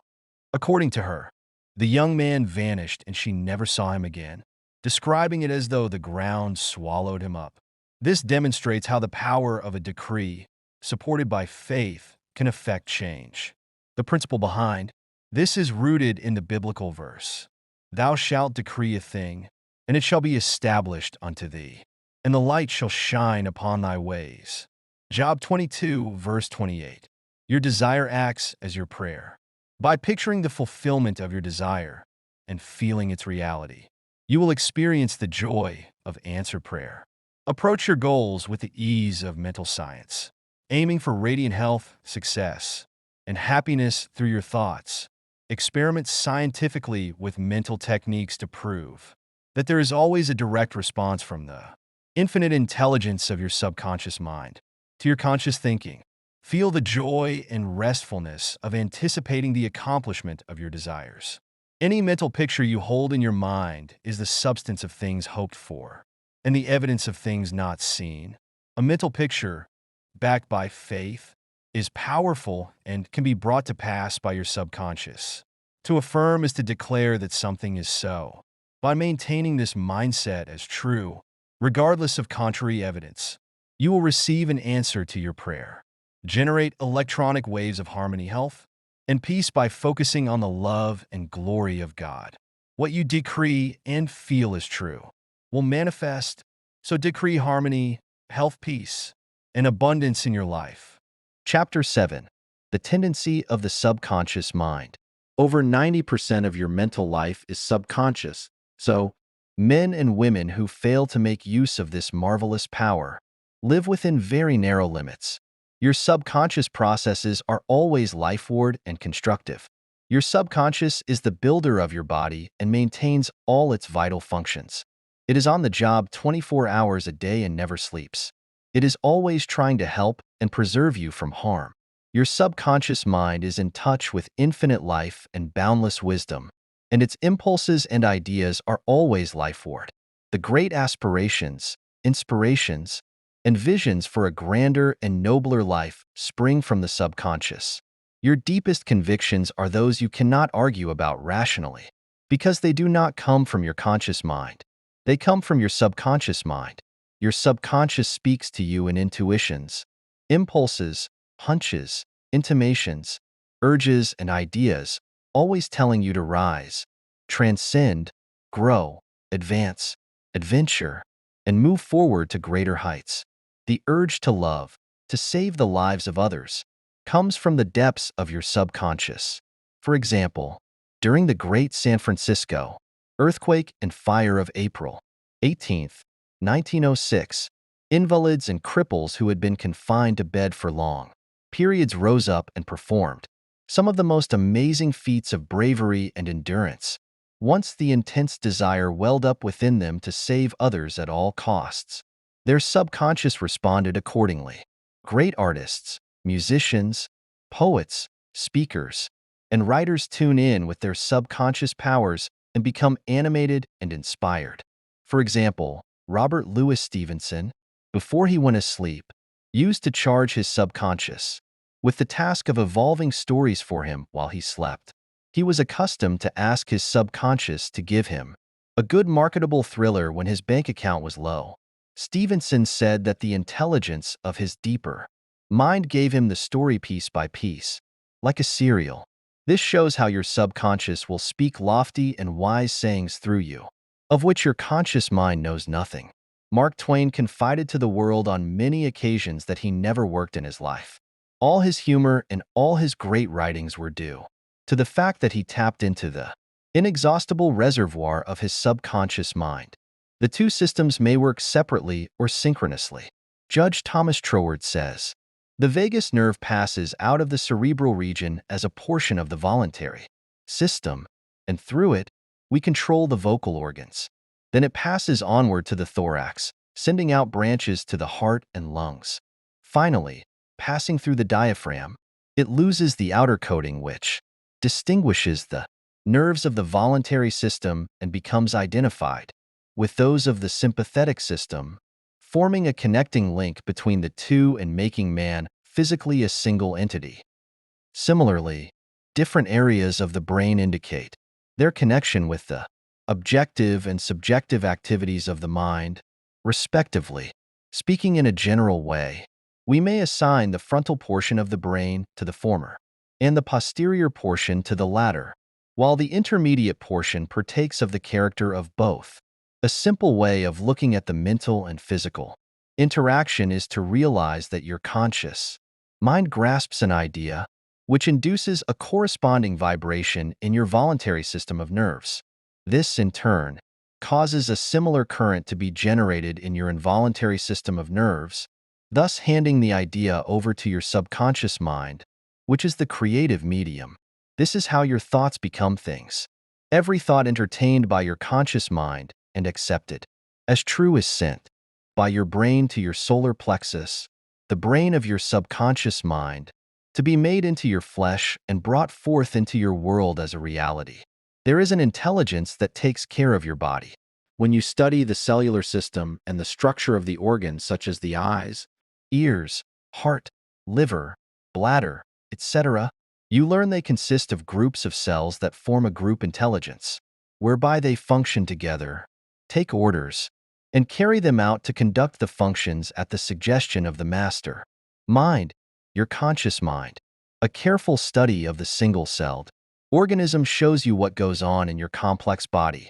Though the unicellular organism has no organs, it still gives evidence of mind action and reaction, performing the basic functions of movement, elimination, assimilation, and reproduction. Many say there is an intelligence that will take care of your body if you leave it alone.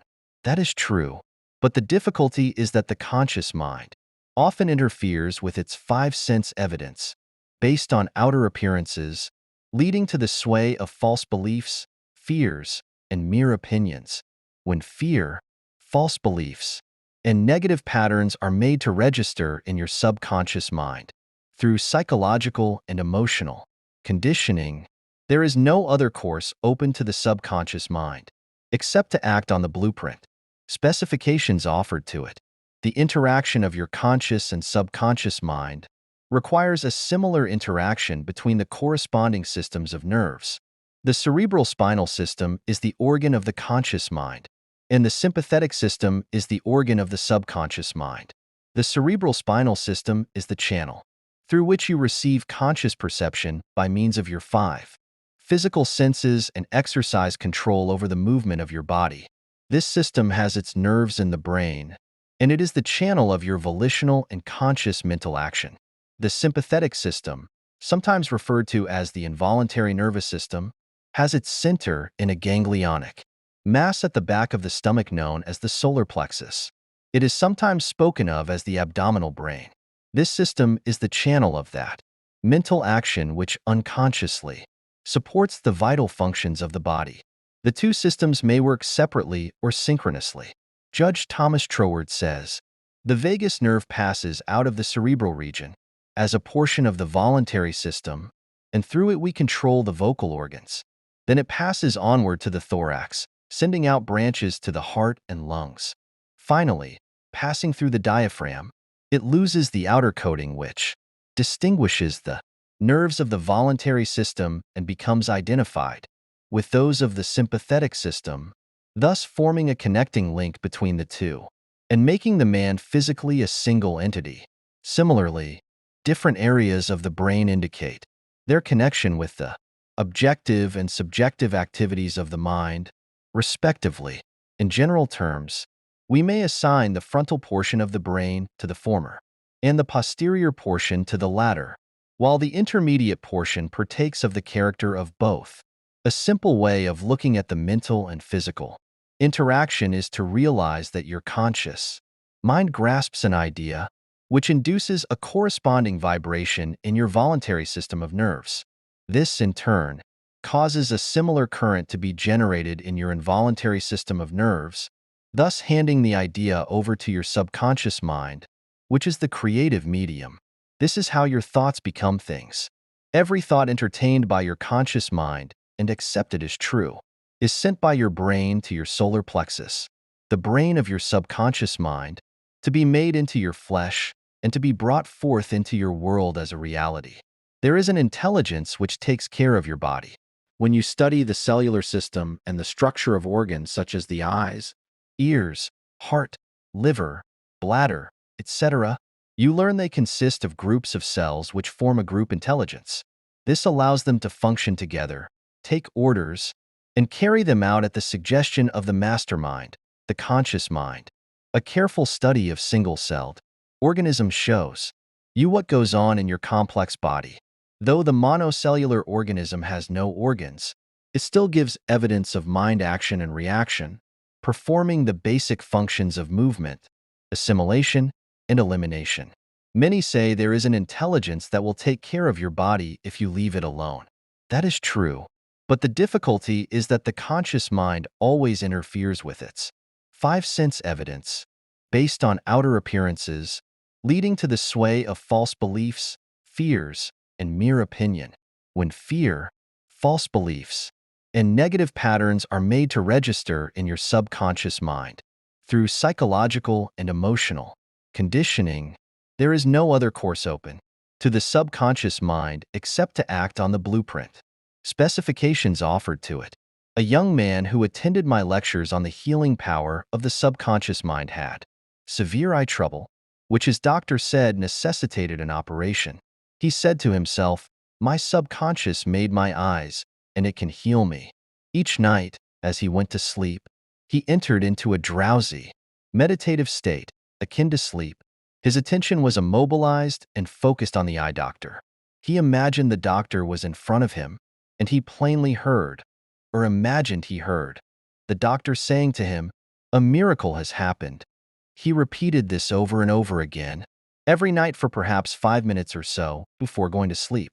At the end of 3 weeks, he went back to the ophthalmologist who had previously examined his eyes, and the physician said to this man, "This is a miracle. What happened?" This man impressed his subconscious mind, using the doctor as an instrument or means of convincing it. Through repetition, faith, and expectancy, he impregnated his subconscious mind. His subconscious mind made his eye. Within it was the perfect pattern, and immediately it proceeded to heal the eye. This is another example of how faith in the healing power of your subconscious can make you whole. Pointers to review. 1. Your subconscious is the builder of your body and is on the job 24 hours a day. You interfere with its life-giving patterns by negative thinking. 2. Charge your subconscious with the task of evolving an answer to any problem before sleep, and it will answer you. 3. Watch your thoughts. Every thought accepted as true is sent by your brain to your solar plexus, your abdominal brain, and brought into your world as a reality. 4.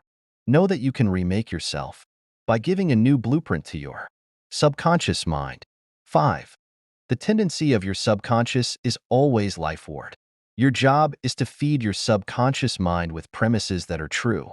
Your subconscious is always reproducing according to your habitual mental patterns. 6. You build a new body every 11 months. Change your body by changing your thoughts and keeping them changed. 7. It is normal to be healthy. It is abnormal to be ill. There is an innate principle of harmony within you. 8. Thoughts of jealousy, fear, worry, and anxiety tear down and destroy your nerves and glands, bringing about mental and physical diseases of all kinds. 9. What you affirm consciously and feel is true will manifest in your mind, body, and affairs. Affirm the good and enter into the joy of living. Chapter 8. How to get the results you want. The principal reasons for failure are lack of confidence and too much effort. Many people block answers to their prayers by failing to fully comprehend the workings of their subconscious mind. When you know how your mind functions, you gain a measure of confidence. You must remember that whenever your subconscious mind accepts an idea, it immediately begins to execute it. It uses all its mighty resources to that end and mobilizes all the mental and spiritual laws of your deeper mind. This law is true for both good and bad ideas. Consequently, if you use it negatively, it brings trouble, failure, and confusion. When you use it constructively, it brings guidance, freedom, and peace of mind. The right answer is inevitable when your thoughts are positive, constructive, and loving. From this, it is perfectly obvious that the only thing you have to do in order to overcome failure is to get your subconscious to accept your idea or request by feeling its reality now, and the law of your mind will do the rest. Turn over your request with faith and confidence, and your subconscious will take over and answer for you. You will always fail to get results by trying to use mental coercion. Your subconscious mind does not respond to force, responds to your faith or conscious mind's acceptance. Your failure to get results may also arise from statements such as, "Things are getting worse," "I will never get an answer," "I see no way out," "It is hopeless," or "I don't know what to do, I'm all mixed up." When you use such statements, you get no response or cooperation from your subconscious mind. Like a soldier marking time, you neither go forward nor backward. In other words, you don't get anywhere. If you got into a taxi and gave the driver a dozen different directions in 5 minutes, he would become hopelessly confused and probably refuse to take you anywhere. It is the same when working with your subconscious mind. There must be a clear-cut idea in your mind. You must arrive at the definite decision that there is a way out, a solution to the vexing problem or sickness. Only the infinite intelligence within your subconscious knows the answer. When you come to that clear-cut conclusion in your conscious mind, your mind is then made up, and according to your belief, it is done unto you. Easy does it. A house owner once reprimanded the furnace repairman for charging $200 for fixing the boiler.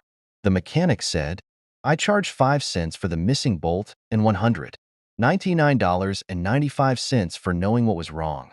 Similarly, your subconscious mind is the master mechanic, the all-wise one who knows ways and means of healing any organ of your body as well as your affairs. Decree health, and your subconscious will establish it. But relaxation is the key. Easy does it. Do not be concerned with details and means, but know the end result. Get the feeling of the happy solution to your problem, whether it is health, finances, or employment. Remember how you felt after you recovered from a severe illness. Bear in mind that your feeling is the touchstone of all subconscious demonstration. Your new idea must be felt subjectively as a finished state, not in the future but as happening now. Use imagination, not willpower. In using your subconscious mind, do not use willpower. Instead, you use imagination. Imagine the end and the freedom state. You will find your intellect trying to get in the way, but persist in maintaining a simple, childlike, miracle-making faith. Picture yourself without the ailment or problem. Imagine the emotional accompaniment of the freedom state you crave. Cut out all the red tape from the process. The simple way is the best. How disciplined imagination works wonders. A wonderful way to get a response from your subconscious mind is through disciplined or scientific imagination. As previously pointed out, your subconscious mind is the builder of the body and controls all its vital functions. The Bible says, "Whatsoever ye shall ask in prayer, believing, ye shall receive." To believe is to accept something as true or to live in the state of being it. As you sustain this mood, you shall experience the joy of the answered prayer. The 3 steps to success in prayer. The usual procedure is as follows. 1. Take a look at the problem. 2. Turn to the solution or way out known only to the subconscious mind. 3. Rest in a sense of deep conviction that it is done. Do not weaken your prayer by saying, "I wish I might be healed," or "I hope so." Your feeling about the work to be done is the boss. Harmony is yours. Know that health is yours. Become intelligent by becoming a vehicle for the infinite healing. Power of the subconscious mind. Pass on the idea of health to your subconscious mind to the point of conviction, then relax. Get yourself off your hands. Say to the condition and circumstance, "This too shall pass." Through relaxation, you impress your subconscious mind, enabling the kinetic energy behind the idea to take over and bring it into concrete realization. The law of reversed effort and why you get the opposite of what you pray for. Émile Coué, the famous psychologist from France, who visited America about 40 years ago, defined the law of reversed effort as follows. When your desires and imagination are in conflict, your imagination invariably gains the day. For example, if you were asked to walk a plank on the floor, you would do so without question. Now, suppose the same plank were placed 20 feet up in the air between two walls. Would you walk it? Your desire to walk it would be counteracted by your imagination or fear of falling. Your dominant idea, which would be the picture of falling, would conquer your desire. Will or effort to walk on the plank would be reversed, and the dominant idea of failure would be reinforced. Mental effort is invariably self-defeating, eventually always leading to the opposite of what is desired. The suggestions of powerlessness to overcome the condition dominate the mind. Your subconscious is always controlled by the dominant idea. It will accept the strongest of two contradictory propositions. The effortless way is better. If you say, "I want healing, but I can't get it. I try so hard. I force myself to pray. I use all the willpower I have," you must realize that your error lies in your effort. Never try to compel the subconscious mind to accept your idea by exercising willpower. Such attempts are doomed to failure, and you will get the opposite of what you prayed for. A common experience is when students, taking examinations and reading through their papers, find that all their knowledge has suddenly deserted them. Their minds become appallingly blank, and they are unable to recall one relevant thought. The more they grit their teeth and summon the powers of the will, the further the answers seem to flee. But when they have left the examination room and the mental pressure relaxes, the answers they were seeking flow tantalizingly back into their minds. Trying to force themselves to remember was the cause of their failure. This is an example of the law of reversed effort, whereby you get the opposite of what you ask or pray for. The conflict of desire and imagination must be reconciled. To use mental force is to presuppose that there is opposition. When your mind is concentrated on the means to overcome a problem, it is no longer concerned with the obstacle. Matthew 18 verse 19 says, "If two of you shall agree on earth as touching anything that they shall ask, it shall be done for them of my Father which is in heaven." Who are these two? It means the harmonious union, or agreement between your conscious and subconscious on any idea, desire, or mental image.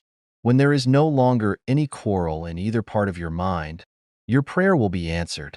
The two agreeing may also be represented as you and your desire, your thought and feeling, your idea and emotion, your desire and imagination. You avoid all conflict between your desires and imagination by entering into a drowsy, sleepy state, which brings all effort to a minimum. The conscious mind is submerged to a great extent when in a sleepy state. The best time to impregnate your subconscious is prior to sleep. The reason for this is that the highest degree of outcropping of the subconscious occurs prior to sleep and just after we awaken. In this state, the negative thoughts and imagery, which tend to neutralize your desire and so prevent acceptance by your subconscious mind, no longer present themselves. When you imagine the reality of the fulfilled desire and feel the thrill of accomplishment, your subconscious brings about the realization of your desire. A great many people solve all their dilemmas and problems by the play of their controlled, directed, and disciplined imagination, knowing that whatever they imagine and feel is true will and must come to pass. The following will clearly illustrate how a young girl overcame the conflict between her desire and her imagination. She desired a harmonious solution to her legal problem, yet her mental imagery was constantly on failure, loss, bankruptcy, and poverty. It was a complicated lawsuit, and there was one postponement after another with no solution in sight. At my suggestion, She got into a sleepy, drowsy state each night prior to sleep, and she began to imagine the happy ending, feeling it to the best of her ability. She knew that the image in her mind had to agree with her heart's desire. Prior to sleep, she began to dramatize, as vividly as possible, her lawyer having an animated discussion with her regarding the outcome. She would ask him questions, and he would answer her appropriately. He would say to her over and over again, "There has been a perfect harmonious solution. The case has been settled out of court." During the day, when fear-filled thoughts came into her mind, she would run her mental movie, complete with gestures, voice, and sound effects. She could easily imagine the sound of his voice, his smile, and his mannerisms. She replayed this mental picture so often that it became a subjective pattern, like a regular train track. After a few weeks, her attorney called her and confirmed objectively what she had been imagining and feeling is true subjectively. The case had been settled out of court with a harmonious solution. This is what the psalmist meant when he wrote, "Let the words of my mouth, your thoughts, mental images, good, and the meditations of my heart, your feelings, nature, emotions, be acceptable in thy sight. O Lord, the law of your subconscious mind, my strength and my redeemer." The power and wisdom of your subconscious mind can redeem you from sickness, bondage, and misery. Psalm 19 verse 14. Ideas worth recalling. A mental coercion or too much effort reveals anxiety and fear, which block your answer. Easy does it. But when your mind is relaxed and you accept an idea, your subconscious goes to work to execute it. Think and plan independently of traditional methods. Know that there is always an answer and a solution to every problem. Do not be overly concerned with the beating of your heart, the breathing of your lungs, or the functions of any part of your body. Lean heavily on your subconscious and frequently proclaim that divine right action is taking place. The feeling of health produces health. The feeling of wealth produces wealth. How do you feel? Imagination is your most powerful faculty. Imagine what is lovely and of good report. You are what you imagine yourself to be. You avoid conflict between your conscious and subconscious in the sleepy state. Imagine the fulfillment of your desire over and over again before sleep. Sleep in peace and wake in joy. Chapter 9. How to use the power of your subconscious mind for wealth. If you are having financial difficulties or you're trying to make ends meet, it means you have not convinced your subconscious mind that you will always have plenty and abundance, and this can lead to despair. You may know men and women who work only a few hours a week and make fabulous sums of money. They do not strive or slave hard.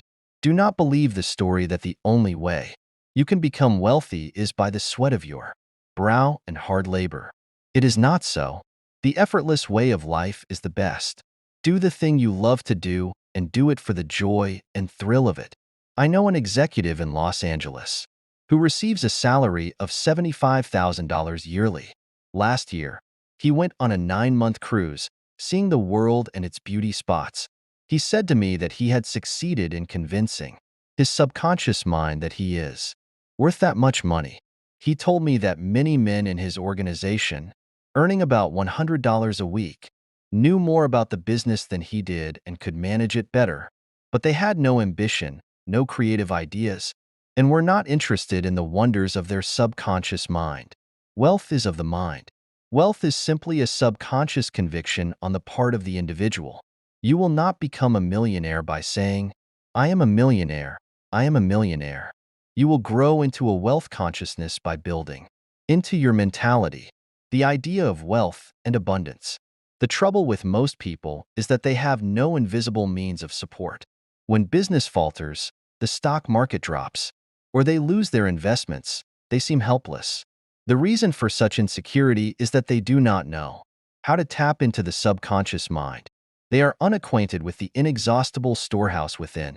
A man with a poverty-type mind finds himself in poverty-stricken conditions. Another man with a mind filled with ideas of wealth is surrounded with everything he needs. It was never intended that man should lead a life of indigence.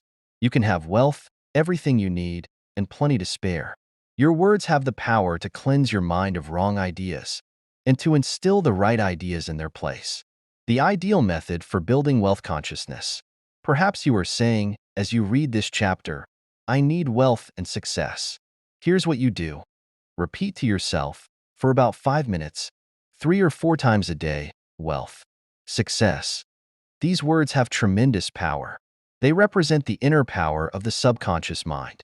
Anchor your mind on this substantial power within you, and then conditions and circumstances corresponding to their nature and quality will manifest in your life. You are not saying, I am wealthy. Instead, you are dwelling on real powers within you. There is no conflict in the mind when you say wealth. Furthermore, the feeling of wealth will well up within you as you dwell on the idea of wealth. The feeling of wealth produces wealth. Keep this in mind at all times. Your subconscious mind is like a bag, a universal financial institution. It magnifies whatever you deposit or impress upon it, whether it is the idea of wealth or poverty. Choose wealth. Why affirmations for wealth fail? I've talked to many people over the past 35 years whose usual complaint is, I've said for weeks and weeks, I am wealthy, I am prosperous, and nothing has happened. I discovered that when they said, I am prosperous, I am wealthy, they felt deep down that they were lying to themselves. One man told me, I have affirmed that I am prosperous until I'm tired, and now things are worse. He knew when he made the statement that it was obviously not true. His statements were rejected by the conscious mind, and the opposite of what he outwardly affirmed was manifested. Your affirmation succeeds best when it is specific and does not produce a mental conflict or argument. Hence, the statements made by this man worsened his condition because they suggested his lack. Your subconscious accepts what you truly feel to be true, not idle words or statements. The dominant idea or belief is always accepted by the subconscious mind. How to avoid mental conflict? Here is the ideal way to overcome this conflict for those who have difficulty. Make this practical statement frequently, particularly before sleep. By day and by night, I am being prospered in all my interests. This affirmation will not arouse any argument, because it does not contradict your subconscious mind's impression of financial lack.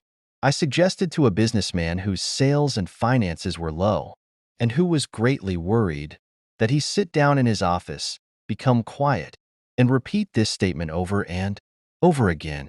My sales are improving every day. The statement engaged the cooperation of the conscious and subconscious mind, and results followed. Don't sign blank checks. You sign blank checks when you make such statements as, there's not enough to go around, or there's a shortage, or I will lose the house because of the mortgage. If you are full of fear about the future, you are also writing a blank check and attracting negative conditions to yourself. Your subconscious mind takes your fear and negative statements as your request and proceeds in its own way to bring obstacles, delays, lack, and limitation into your life. Your subconscious gives you compound interest. To him that hath the feeling of wealth, more wealth shall be added. To him that hath the feeling of lack, more lack shall be added. Your subconscious multiplies and magnifies whatever you deposit in it.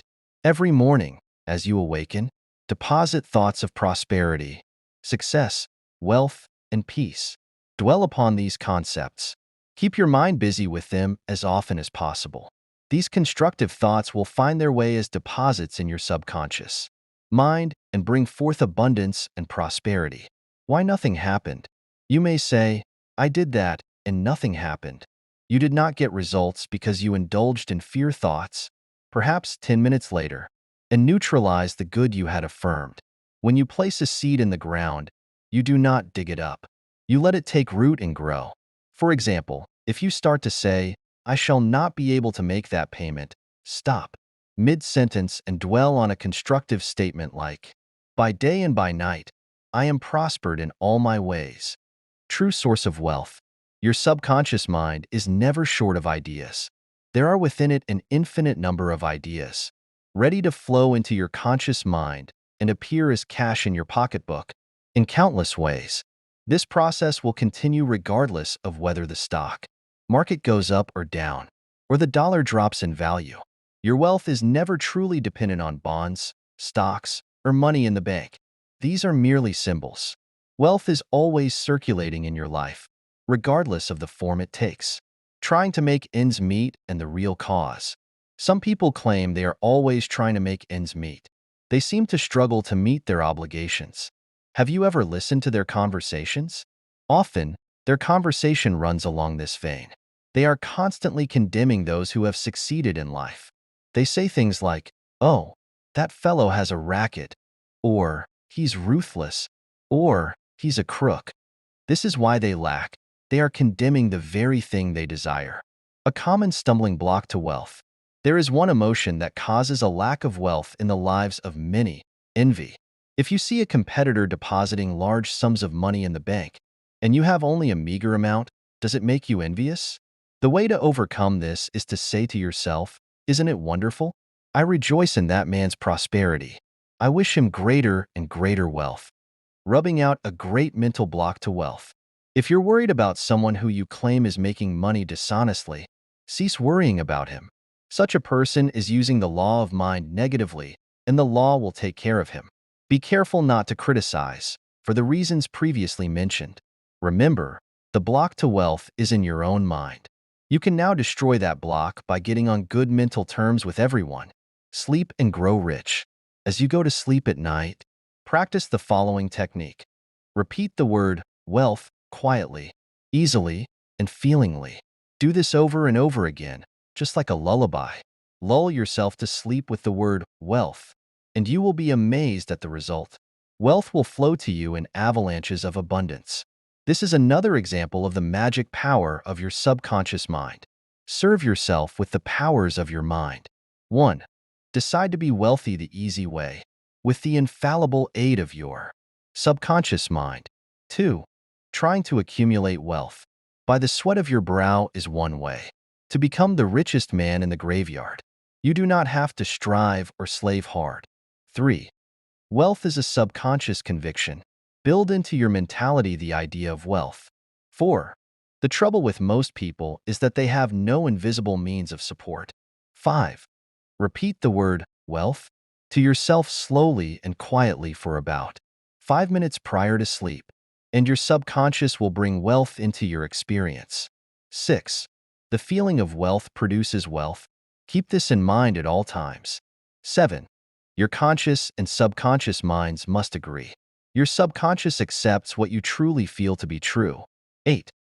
Overcome any mental conflict regarding wealth by affirming frequently, by day and by night, "I am being prospered in all my interests." 9. Increase your sales. By repeating this statement, "My sales are improving every day. I am advancing, progressing, and getting wealthier every day." 10. Stop writing blank checks such as, "There is not enough to go around," or "There is a shortage." Such statements magnify and multiply your loss. 11. Deposit thoughts of prosperity, wealth, and success in your subconscious mind, and the latter will give you compound interest. 12. What you consciously affirm, you must not mentally deny a few moments later. This will neutralize the good you have affirmed. 13. Your true source of wealth consists of the ideas in your mind. You can have an idea worth millions of dollars. Your subconscious will give you the idea you seek. 14. Envy and jealousy are stumbling blocks to the flow of wealth. Rejoice in the wealth of others. 15. The block to wealth is in your own mind. Destroy that block now by getting on good mental terms with everyone. Chapter 10. Your right to be rich. It is your right to be rich. You are here to lead an abundant life and be happy, radiant, and free. You should have all the money you need to live a full, happy, and prosperous life. You're here to grow, expand, and unfold spiritually, mentally, and materially. You have the inalienable right to fully develop and express yourself in all areas. You should surround yourself with beauty and luxury.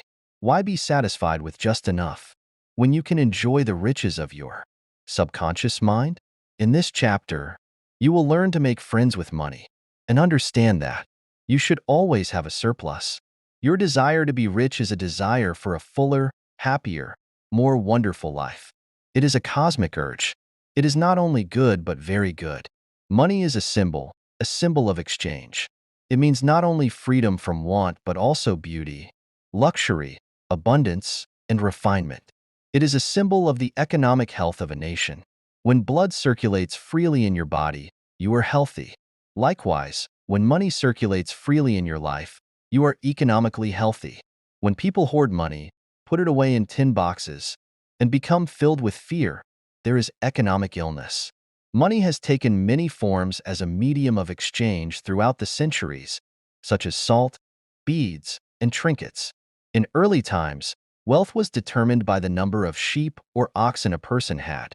Now, we use currency and other negotiable instruments. It is much more convenient to write a check than to carry sheep around to pay bills. How to walk the royal road to riches. Knowledge of the powers of your subconscious mind is the key to the royal road to riches of all kinds, spiritual, mental, or financial. The student of the laws of the mind believes and knows that, regardless of economic situations, stock market fluctuations, depressions, strikes, wars, or other conditions, they will always be supplied with what they need. This is because they have conveyed the idea of wealth to their subconscious mind, which keeps them supplied wherever they may be. They have convinced themselves that money flows freely in their life, and that there is always a wonderful surplus, even in the event of a financial collapse, such as when the German mark became valueless after World War I. A person who understands this law will still attract wealth, regardless of the form the new currency takes. Why you do not have more money. As you read this chapter, you might say, I'm worthy of a higher salary than I'm receiving. Most people are inadequately compensated. One reason for this is that many silently or openly condemn money, referring to it as filthy lucre, or believing that the love of money is the root of all evil. Others may have a sneaky subconscious feeling that there is some virtue in poverty, often stemming from early childhood training, superstitions, or false interpretations of scriptures. Money and a balanced life. A man once said to me, I am broke. I do not like money. It is the root of all evil. These statements reflect a confused, neurotic mind. Love of money to the exclusion of everything else causes imbalance. You are here to lead a balanced life, which includes using your power wisely. Some crave power, others crave money. If you focus solely on amassing money, you can indeed get rich, but you might forget that true success includes peace of mind, love, joy, and health. By understanding the laws of your subconscious mind, you can attain wealth and still maintain balance and harmony in your life. Poverty is a mental disease. There is no virtue in poverty. It is a mental disease, just like any other. If you are physically ill, you seek help. Likewise, if money isn't circulating in your life, there is something wrong. The urge of life is toward growth, expansion, and abundance. You are not here to live in poverty, wear rags, or go hungry. You are here to be prosperous and successful. Never criticize money. Cleanse your mind of superstitious beliefs about money. Never regard it as evil or filthy. If you do, it will flee from you. Remember, you cannot attract what you criticize. Getting the right attitude toward money. To attract money, use this affirmation several times a day. I like money.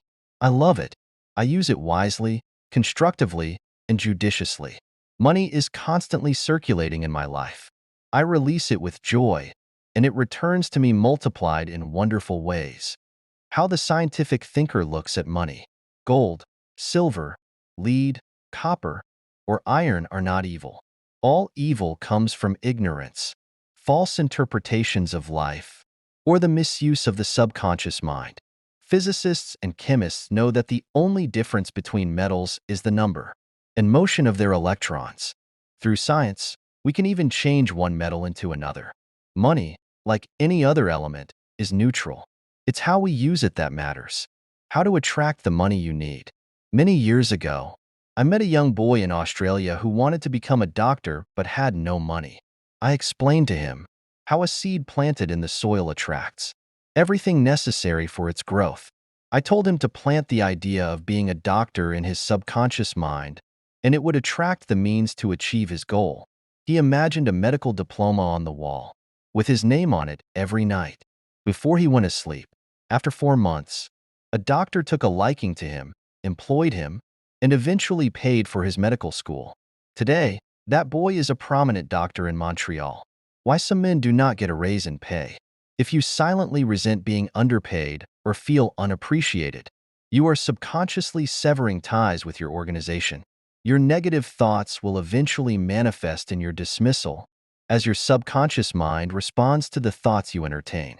Obstacles and impediments on the pathway to riches. Have you heard men say, "That fellow has a racket. He's a crook"? Usually, people who speak this way are in want or suffering financially or physically. Their resentment of others' success blocks their own prosperity. They are praying for wealth, but their negative thoughts repel it. Protect your investments. If you are seeking wisdom about investments or are worried about your finances, claim this. Infinite intelligence governs all my financial transactions, and everything I do prospers. You cannot get something for nothing. Stores hire detectives to catch people trying to steal. Because such people live in an atmosphere of lack, they are stealing from themselves peace, harmony, and confidence by trying to get something for nothing.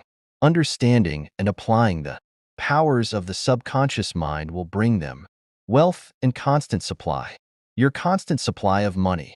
Recognizing the power of your subconscious mind is the way to opulence and constant supply.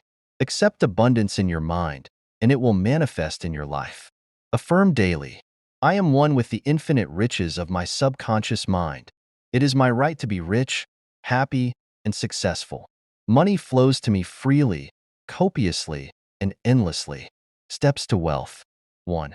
Claim your right to be rich, and your subconscious will honor that claim. 2. Don't settle for just enough. Embrace the riches of your subconscious mind. 3. When money circulates freely, you are economically healthy. 4. Avoid condemning money, for what you condemn flies away. 5. Do not make money your sole aim. Aim for wealth, happiness, and peace, and radiate love and goodwill to all. Chapter 11. Your subconscious mind as a parenter in success. Success means successful living. A long period of peace, joy, and happiness on this plane may be termed success. The eternal experience of these qualities is the everlasting life spoken of by Jesus. The real things of life, such as peace, harmony, integrity, security, and happiness, are intangible. They come from the deep self of man. Meditating on these qualities builds these treasures of heaven in our subconscious. It is where moth and rust do not consume, and where thieves do not break through and steal. Matthew 6:20. The 3 steps to success. Let us discuss 3 steps to success. The first step to success is to find out the thing you love to do, then do it. Success is in loving your work. Although, if a man is a psychiatrist, it is not adequate for him to get a diploma and place it on the wall. He must keep up with the times, attend conventions, and continue studying the mind and its workings.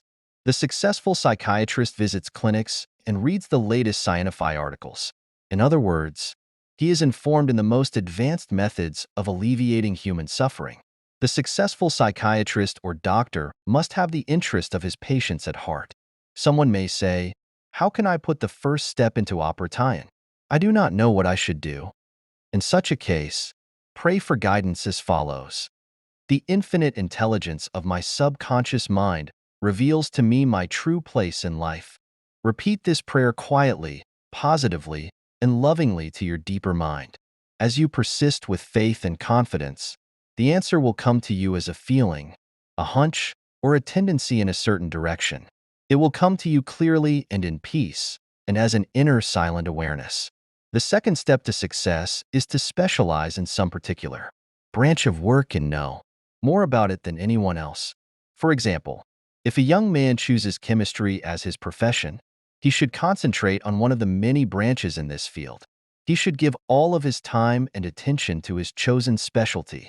He should become sufficiently enthusiastic to try to know all there is available about his field. Possible, he should know more than anyone else.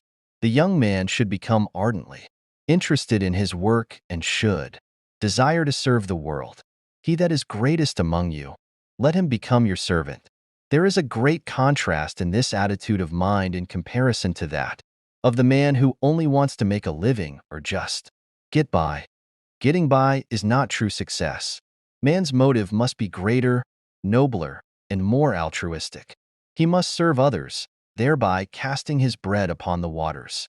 The third step is the most important one. You must be sure that the thing you want to do does not redound to your success only. Your desire must not be selfish. It must benefit humanity. The path of a complete circuit must be formed. In other words, your idea must go forth with the purpose of blessing or serving the world. It will then come back to you pressed down, shaken together, and running over. If it is to benefit yourself exclusively, the circle or complete circuit is not formed, and you may experience a short circuit in your life, which may consist of limitation or sickness. The measure of true success. Some people may say, but Mr. James made a fortune in selling fraudulent oil stock. A man may seem to succeed for a while, but the money he obtained by fraud usually takes wings and flies away. When we rob from another, we rob from ourselves, because we are in a mood of lack and limitation which may manifest itself in our body, home life, and affairs. What we think and feel, we create. We create what we believe. Even though a man may have accumulated a fortune fraudulently, he is not successful. There is no success without peace of mind. What good is man's accumulated wealth if he cannot sleep nights, is sick, or has a guilt complex? I knew a man in London who told me of his exploits. He had been a professional pickpocket and had amassed a large amount of money. He had a summer home in France and lived in a royal fashion in England. His story was that he was in constant dread of being arrested by Scotland Yard.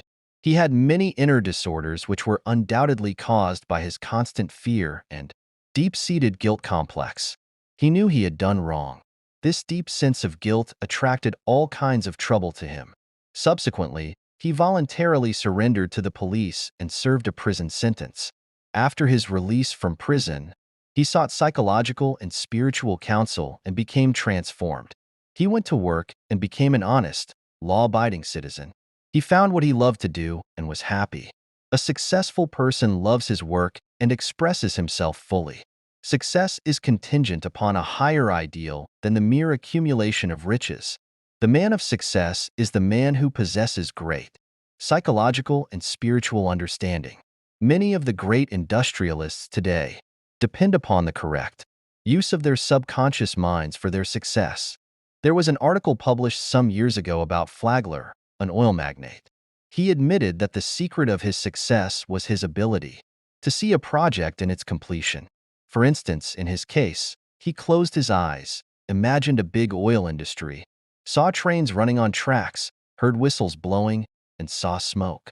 Having seen and felt the fulfillment of his prayer, his subconscious mind brought about its realization.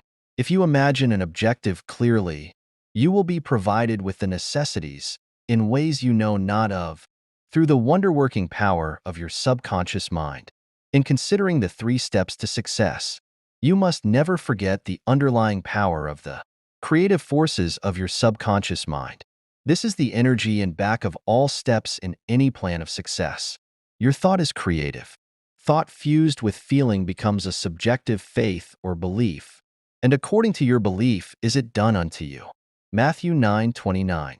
A knowledge of a mighty force in you, which is capable of bringing to pass all your desires, gives you confidence and a sense of peace.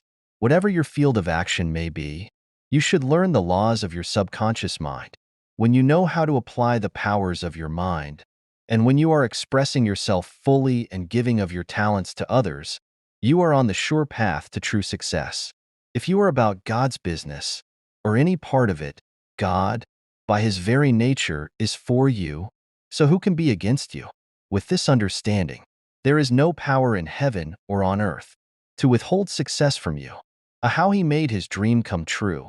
A movie actor told me that he had very little education, but he had a dream as a boy of becoming a successful movie actor.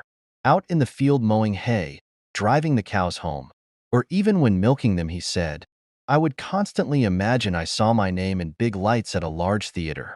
I kept this up for years until finally I ran away from home. I got extra jobs in the motion picture field, and the day finally came when I saw my name in great, big lights as I did when I was a boy. Then he added, I know the power of sustained imagination to bring success. His dream pharmacy became a reality. 30 years ago, I knew a young pharmacist who was receiving $40 a week plus commission on sales. After 25 years, he said to me, I will get a pension, and I said to this young man, why don't you own your own store?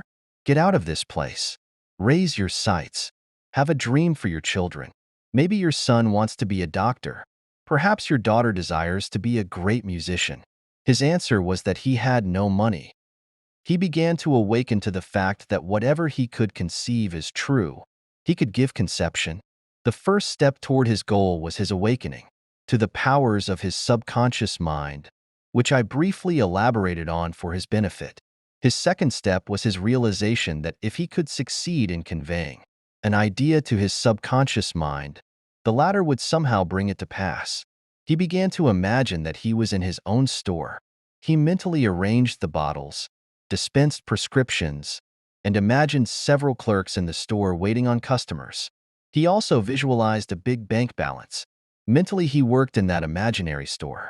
Like a good actor, he lived the role. Act as though I am, and I will be. This pharmacist put himself wholeheartedly into the act, living, moving, and acting on the assumption that he owned the store. The sequel was interesting. He was discharged from his position. He found new employment with a large chain store, became manager, and later on, district manager. He saved enough money in 4 years to provide a down payment on a drugstore of his own. He called it his dream pharmacy. It was, he said, exactly the store I saw in my imagination. He became a recognized success in his chosen field and was happy doing what he loved to do, using the subconscious mind in business. Some years ago, I gave a lecture to a group of businessmen on the powers of imagination and the subconscious mind. In this lecture, I pointed out how Goethe used his imagination wisely when confronted with difficulties and predicaments. His biographers point out that he was accustomed to fill many hours quietly holding imaginary conversations. It is well known that his custom was to imagine one of his friends before him in a chair answering him in the right way. In other words, if he were concerned over any problems, he imagined his friend giving him the right or appropriate answer, accompanied with the usual gestures and tonal qualities of the voice, and he made the entire imaginary scene as real and as vivid as possible. One of the men present at this lecture was a young stockbroker. He proceeded to adopt the technique of Goethe. He began to have mental, imaginary conversations with a multimillionaire banker friend of his who used to congratulate him on his wise and sound judgment and compliment him on his purchase of the right stocks. He used to dramatize this imaginary conversation until he had psychologically fixed it as a form of belief in his mind. This broker's inner talking and controlled imagination certainly agreed with his aim, which was to make sound investments for his clients. His main purpose in life was to make money for his clients and to see them prosper financially by his wise counsel. He is still using his subconscious mind in his business, and he is a brilliant success in his field of endeavor. Boy of 16 years turns failure into success. A young boy who was attending high school said to me, I am getting very poor grades. My memory is failing. I do not know what is the matter. I discovered that the only thing wrong with this boy was his attitude, which was one of indifference and resentment toward some of his teachers and fellow students. I taught him how to use his subconscious mind and how to succeed in his studies. He began to affirm certain truths several times a day, particularly at night prior to sleep, and also in the morning after awakening.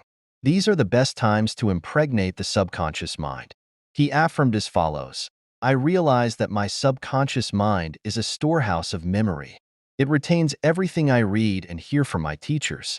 I have a perfect memory, and the infinite intelligence in my subconscious mind constantly reveals to me everything I need to know at all my examinations, whether written or oral. I radiate love and goodwill to all my teachers and fellow students. I sincerely wish for them success and all good things. This young man is now enjoying a greater freedom than he has ever known. He is now receiving all A's. He constantly imagines the teachers and his mother congratulating him on his success in his studies. How to become successful in buying and selling. In buying and selling, remember that your conscious mind is the starter, and your subconscious mind is the motor. You must start the motor to enable it to perform its work. Your conscious mind is the dynamo that awakens the power of your subconscious mind. The first step in conveying your clarified desire, idea, or image to the deeper mind is to relax, immobilize the attention, get still, and be quiet. This quiet, relaxed, and peaceful attitude of mind prevents extraneous matter and false ideas from interfering with your mental absorption of your ideal. Furthermore, in the quiet, passive, and receptive attitude of mind, effort is reduced to a minimum. The second step is to begin to imagine the reality of that which you desire. For example, you may wish to buy a home, and in your relaxed state of mind affirm as follows: the infinite intelligence of my subconscious mind is all-wise. It reveals to me now the ideal home which is central, ideal, is in a lovely environment, meets with all my requirements, and is commensurate with my income. I am now turning this request over to my subconscious mind, and I know it responds according to the nature of my request. I release this request with absolute faith and confidence in the same way that a farmer deposits a seed in the ground, trusting implicitly in the laws of growth. The answer to your prayer may come through an advertisement in the paper, through a friend, or you may be guided directly to a particular home, which is exactly what you are seeking. There are many ways by which your prayer may be answered.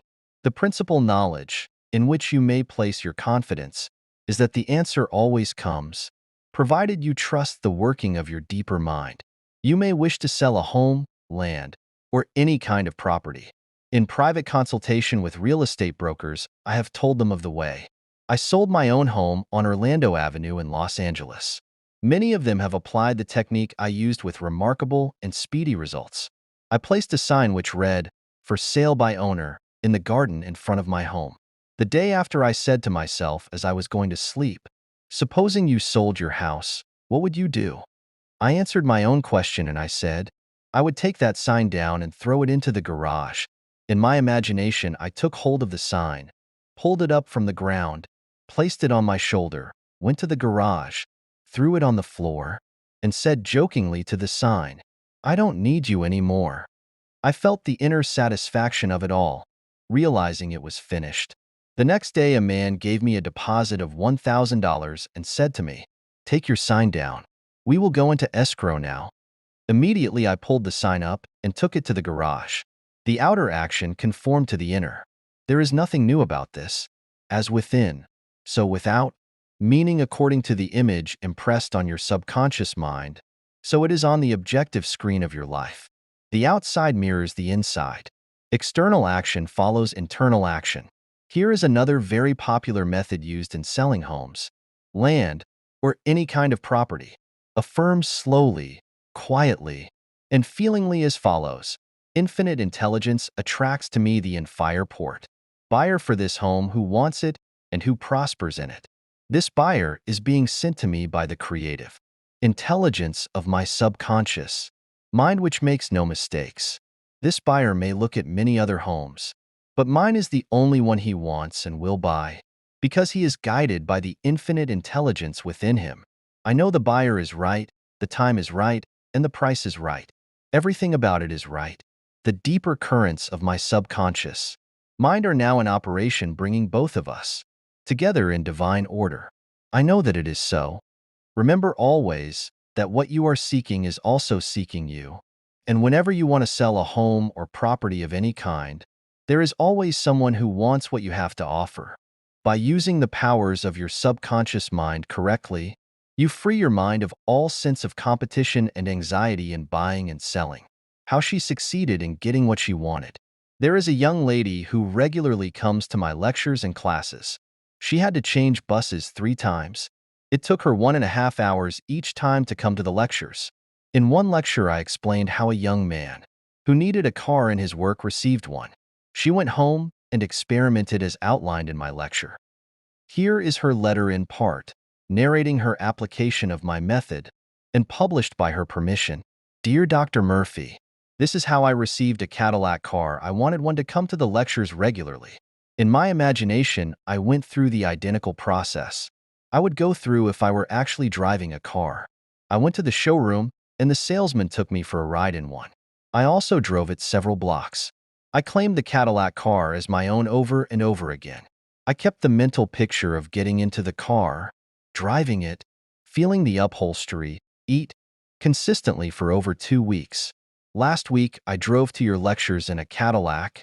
My uncle in Inglewood passed away and left me his Cadillac and his entire estate. They're a success technique employed by many outstanding executives and businessmen. There are many prominent businessmen who quietly use over and over many times a day until they reach a conviction that success is theirs. They know that the idea of success contains all the essential elements of success. Likewise, you can begin now to repeat the word success to yourself with faith and conviction. Your subconscious mind will accept it as true of you, and you will be under a subconscious compulsion to succeed. You are compelled to express your subjective beliefs, impressions, and convictions. What does success imply to you? You want, undoubtedly, to be successful in your home life and in your relationship with others. You wish to be outstanding in your chosen work or profession. You wish to possess a beautiful home and all the money you need to live comfortably and happily.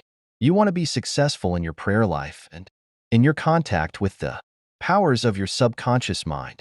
You are a businessman also because you are in the business of living. Become a successful businessman by imagining yourself doing what you long to do and possessing the things you long to possess. Become imaginative. Mentally participate in the reality of the successful state. Make a habit of it. Go to sleep feeling successful every night and perfectly satisfied, and you will eventually succeed in implanting the idea of success in your subconscious mind. Believe you were born to succeed, and wonders will happen as you pray. Profitable pointers. 1. Success means successful living. When you are peaceful, happy, joyous, and doing what you love to do, you are successful. 2. Find out what you love to do, then do it.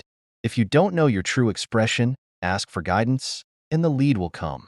3. Specialize in your particular field and try to know more about it than anyone else. 4. A successful man is not selfish. His main desire in life is to serve humanity. 5. There is no true success without peace of mind. 6. A successful man possesses great psychological and spiritual understanding. 7. If you imagine an objective clearly, you will be provided with the necessities through the wonder-working power of your subconscious mind. 8. Your thought fused with feeling becomes a subjective belief, and according to your belief is it done unto you. 9. The power of sustained imagination draws forth the miracle-working powers of your subconscious mind. 10. If you are seeking promotion in your work, imagine your employer, supervisor, or loved one congratulating you on your promotion. Make the picture vivid and real. Hear the voice, see the gestures, and feel the reality of it all. Continue to do this frequently, and through frequent occupancy of your mind, you will experience the joy of the answered prayer. 11. Your subconscious mind is a storehouse of memory. For a perfect memory, affirm frequently, the infinite intelligence of my subconscious mind reveals to me everything I need to know at all times, everywhere. 12. If you wish to sell a home or property of any kind, affirm slowly, quietly, and feelingly as follows. Infinite intelligence attracts to me the buyer for this house or property, who wants it and who prospers in it. Sustain this awareness, and the deeper currents of your subconscious mind will bring it to pass. 13. The idea of success contains all the elements of success. Repeat the word success to yourself frequently with faith and conviction, and you will be under a subconscious compulsion to succeed. Chapter 12. Scientists use the subconscious mind. Many scientists realize the true importance of the subconscious mind. Edison, Marconi, Kettering, Poincaré, Einstein, and many others have used the subconscious mind. It has given them the insight and the know-how. For all their great achievements in modern science and industry, research has shown that the ability to bring into action the subconscious power has determined the success of all the great scientific and research workers. An instance of how a famous chemist, Friedrich von Stradonitz, used his subconscious mind to solve his problem is as follows. He had been working laboriously for a long time, trying to rearrange the 6 carbon and the 6 hydrogen atoms of the benzene formula, and he was constantly perplexed and unable to solve the matter. Tired and exhausted, he turned the request over completely to his subconscious mind. Shortly afterward, as he was about to board a London bus, his subconscious presented his conscious mind with a sudden flash of a snake biting its own tail and turning around like a pinwheel. This answer from his subconscious mind gave him the long-sought answer of the circular rearrangement of the atoms that is known as the benzene ring, or how a distinguished scientist brought forth his inventions. Nikola Tesla was a brilliant electrical scientist who brought forth the most amazing innovations. When an idea for a new invention came into his mind, he would build it up in his imagination, knowing that his subconscious mind would reconstruct and reveal to his conscious mind all the parts needed for its manufacture in concrete form. Through quietly contemplating every possible improvement, he spent no time in correcting defects and was able to give the technicians the perfect product of his mind. He said, "Invariably, my device works as I imagined it should." In 20 years, there has not been a single exception. How a famous naturalist solved his problem. Professor Agassiz, a distinguished American naturalist, discovered the indefatigable activities of his subconscious mind while he slept. The following has been reported by his widow in her biography of her famous husband. He had been for 2 weeks striving to decipher the somewhat obscure impression of a fossil fish on the stone slab in which it was preserved. Weary and perplexed, he put his work aside at last and tried to dismiss it from his mind. Shortly after, he waked one night persuaded that while asleep, he had seen his fish with all the missing features, perfectly restored. But when he tried to hold and make fast the image, it escaped him. Nevertheless, he went early to the Jardin des Plantes, thinking that on looking anew at the impression, he should see something which would put him on the track of his vision. In vain. The blurred record was as black as ever. The next night he saw the fish again, but with no more satisfactory result. When he awoke, it disappeared from his memory as before. Hoping that the same experience might be repeated, on the third night he placed a pencil and paper beside his bed before going to sleep. Accordingly, toward morning the fish reappeared in his dream, confusedly at first, but at last with such distinctness that he had no longer any doubt as to its zoological characters. Still half dreaming, in perfect darkness, he traced these characters on the sheet of paper at the bedside. In the morning, he was surprised to see in his nocturnal sketch features which he thought it impossible the fossil itself should reveal. He hastened to the Jardin des Plantes, and, with his drawing as a guide, succeeded in chiseling away the surface of the stone under which portions of the fish proved to be hidden. When wholly exposed, it corresponded with his dream and his drawing, and he succeeded in classifying it with ease. An outstanding physician solved the problem of diabetes. Some years ago, I received a clipping from a magazine describing the origin of the discovery of insulin. This is the essence of the article as I recall it. About 40 years ago or more, Dr. Frederick Banting, a brilliant Canadian physician and surgeon, was concentrating his attention on the ravages of diabetes. At that time, medical science offered no effective method of arresting the disease. Dr. Banting spent considerable time experimenting and studying the international literature on the subject. One night he was exhausted and fell asleep. While asleep, his subconscious mind instructed him to extract the residue from the degenerated pancreatic duct of dogs. This was the origin of insulin, which has helped millions of people. You will note that Dr. Banting had been consciously dwelling on the problem for some time, seeking a solution, a way out. and his subconscious responded accordingly. It does not follow that you will always get an answer overnight. The answer may not come for some time. Do not be discouraged. Keep on turning the problem over every night to the subconscious mind prior to sleep, as if you had never done it before. One of the reasons for the delay may be that you look upon it as a major problem. You may believe it will take a long time to solve it. Your subconscious mind is timeless and spaceless. Go to sleep believing you have the answer now. Do not postulate the answer in the future. Have an abiding faith in the outcome. Become convinced now as you read this book that there is an answer and a perfect solution for you. How a famous scientist and physicist escaped from a Russian concentration camp. Dr. Lothar von Blankschmidt, a member of the Rocket Society and an outstanding research electronic engineer, gives the following condensed summary of how he used his subconscious mind to free himself from certain death at the hands of brutal guards in a Russian prison camp coal mine. He states as follows: I was a prisoner of war in a coal mine in Russia, and I saw men dying all around me in that prison compound. We were watched over by brutal guards, arrogant officers, and sharp, fast-thinking commissars. After a short medical checkup, a quota of coal was assigned to each person. My quota was 300 pounds per day. In case any man did not fill his quota, his small food ration was cut down, and in a short time he was resting in the cemetery. I started concentrating on my escape. I knew that my subconscious mind would somehow find a way. My home in Germany was destroyed, my family wiped out. All my friends and former associates were either killed in the war or were in concentration camps. I said to my subconscious mind, I want to go to Los Angeles, and you will find the way. I had seen pictures of Los Angeles and I remembered some of the boulevards very well as some of the buildings. Every day and night I would imagine I was walking down Wilshire Boulevard with an American girl whom I met in Berlin prior to the war. She is now my wife. In my imagination, we would visit the stores, ride buses, and eat in the restaurants.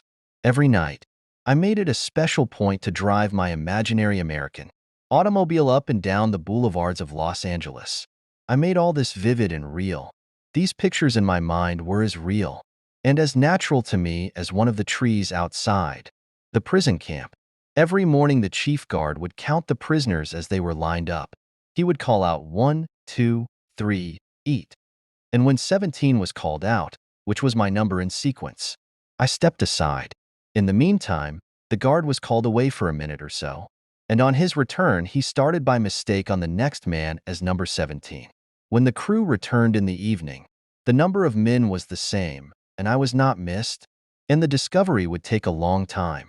They walked out of the camp undetected and kept walking for 24 hours, resting in a deserted town the next day.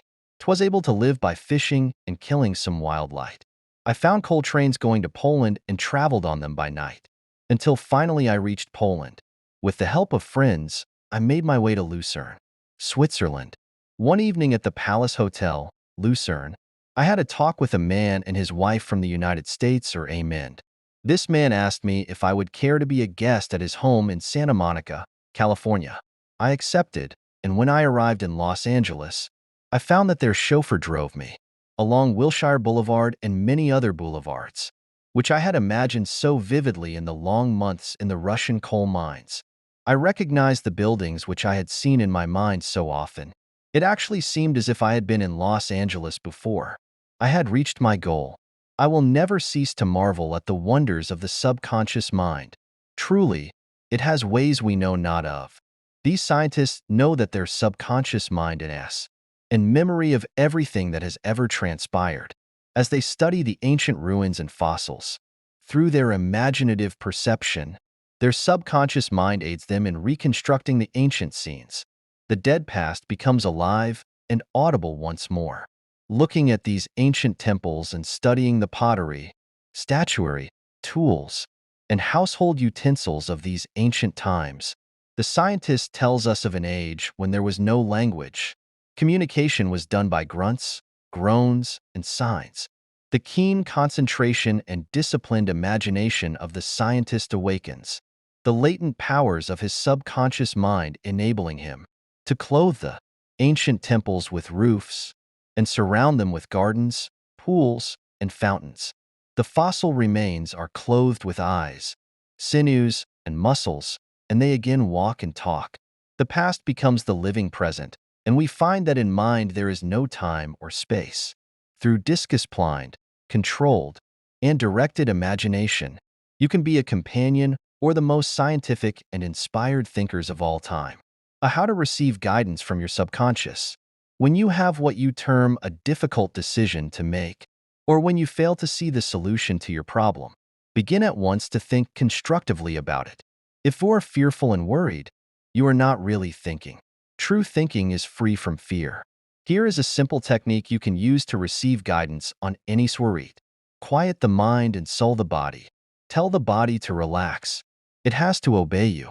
It has no Volton, initiative, or self-conscious intelligence. Your body is an emotional disk which records your beliefs and impressions. Mobilize your attention. Focus your thought on the solution to your problem. Try to solve it with your conscious mind. Think how happy you would be about the perfect solution. Sense the feeling you would have if the perfect answer were yours now. Let your mind play with this mood in a relaxed way. Then drop off to sleep. When you awaken, and you do not have the answer, get busy about something else. Probably, when you are preoccupied with something else, the answer will come into your mind like toast pops out of a toaster. In receiving guidance from the subconscious mind, the simple way is the best. This is an illustration. I once lost a valuable ring which was an heirloom. I looked everywhere for it and could not locate it. At night I talked to the subconscious in the same manner that I would talk to anyone. I said to it prior to dropping off to sleep, "You know all things. You know where that ring is, and you now reveal to me where it is." In the morning I awoke suddenly with the words ringing in my car. "Ask Robert."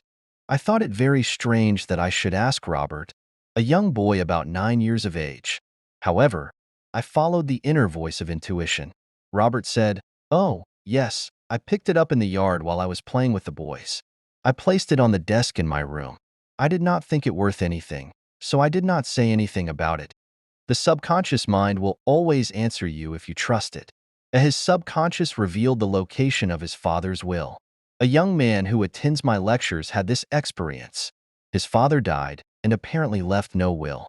However, this man's sister told him that their father had confided to her that a will had been executed which was fair to all. Every attempt to locate the will failed. Prior to sleep, he talked to his deeper mind as follows. I now turn this request over to the subconscious mind. It knows just where that will is and reveals it to me. Then he condensed his request down to one word, answer, repeating it over and over again as a lullaby. He lulled himself to sleep with the word, answer. The next morning, this young man had an overpowering hunch to go to a certain bank in Los Angeles, where he found a safe deposit vault registered in the name of his father, the contents of which solved all his problems. Your thought, as you go to sleep, arouses the powerful latent which is within you. For example, let us suppose you are wondering whether to sell your home, buy a certain stock, sever partnership, move to New York or stay in Los Angeles, dissolve the present contract or take a new one. Do this. Sit quietly in your armchair or at the desk in your office. Remember that there is a universal law of action and reaction. The action is your thought.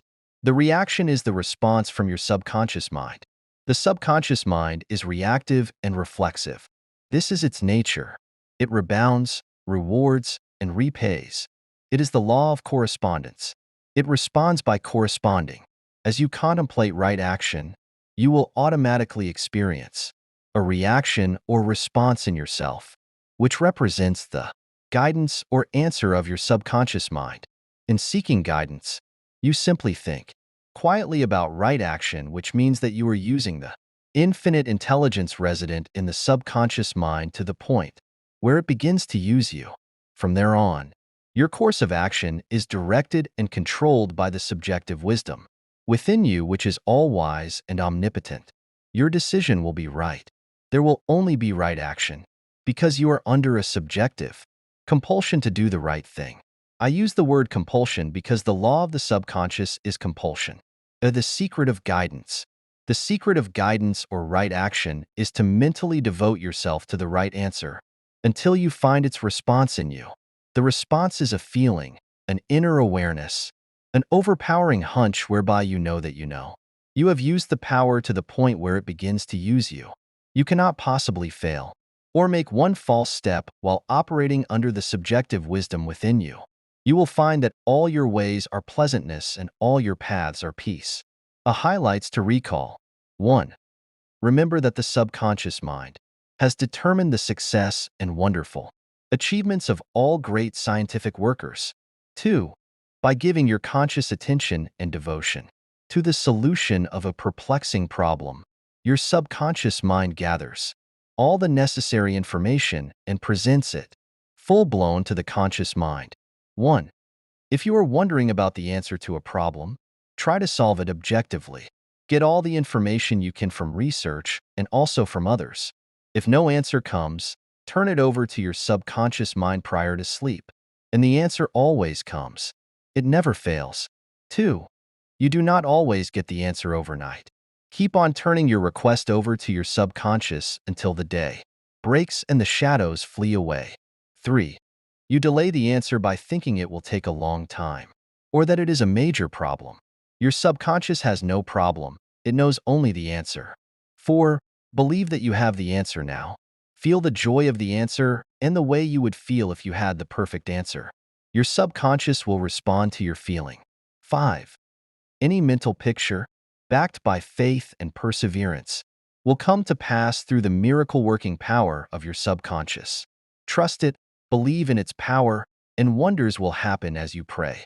6. Your subconscious is the storehouse of memory, and within your subconscious are recorded all your experiences since childhood.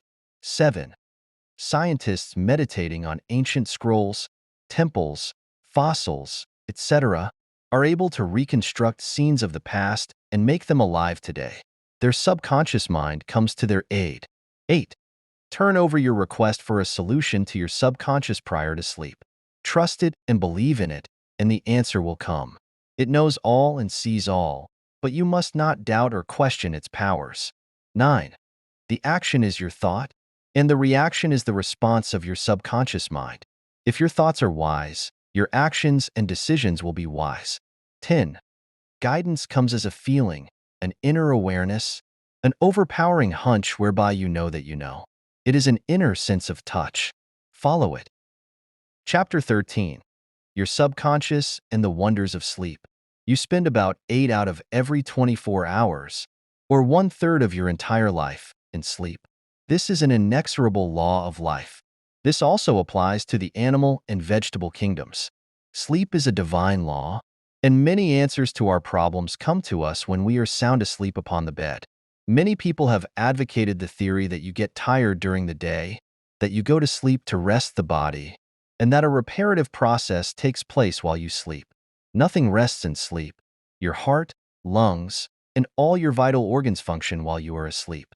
If you eat prior to sleep, the food is digested and assimilated. Also, your skin secretes perspiration, and your nails and hair continue to grow. Your subconscious mind never rests or sleeps.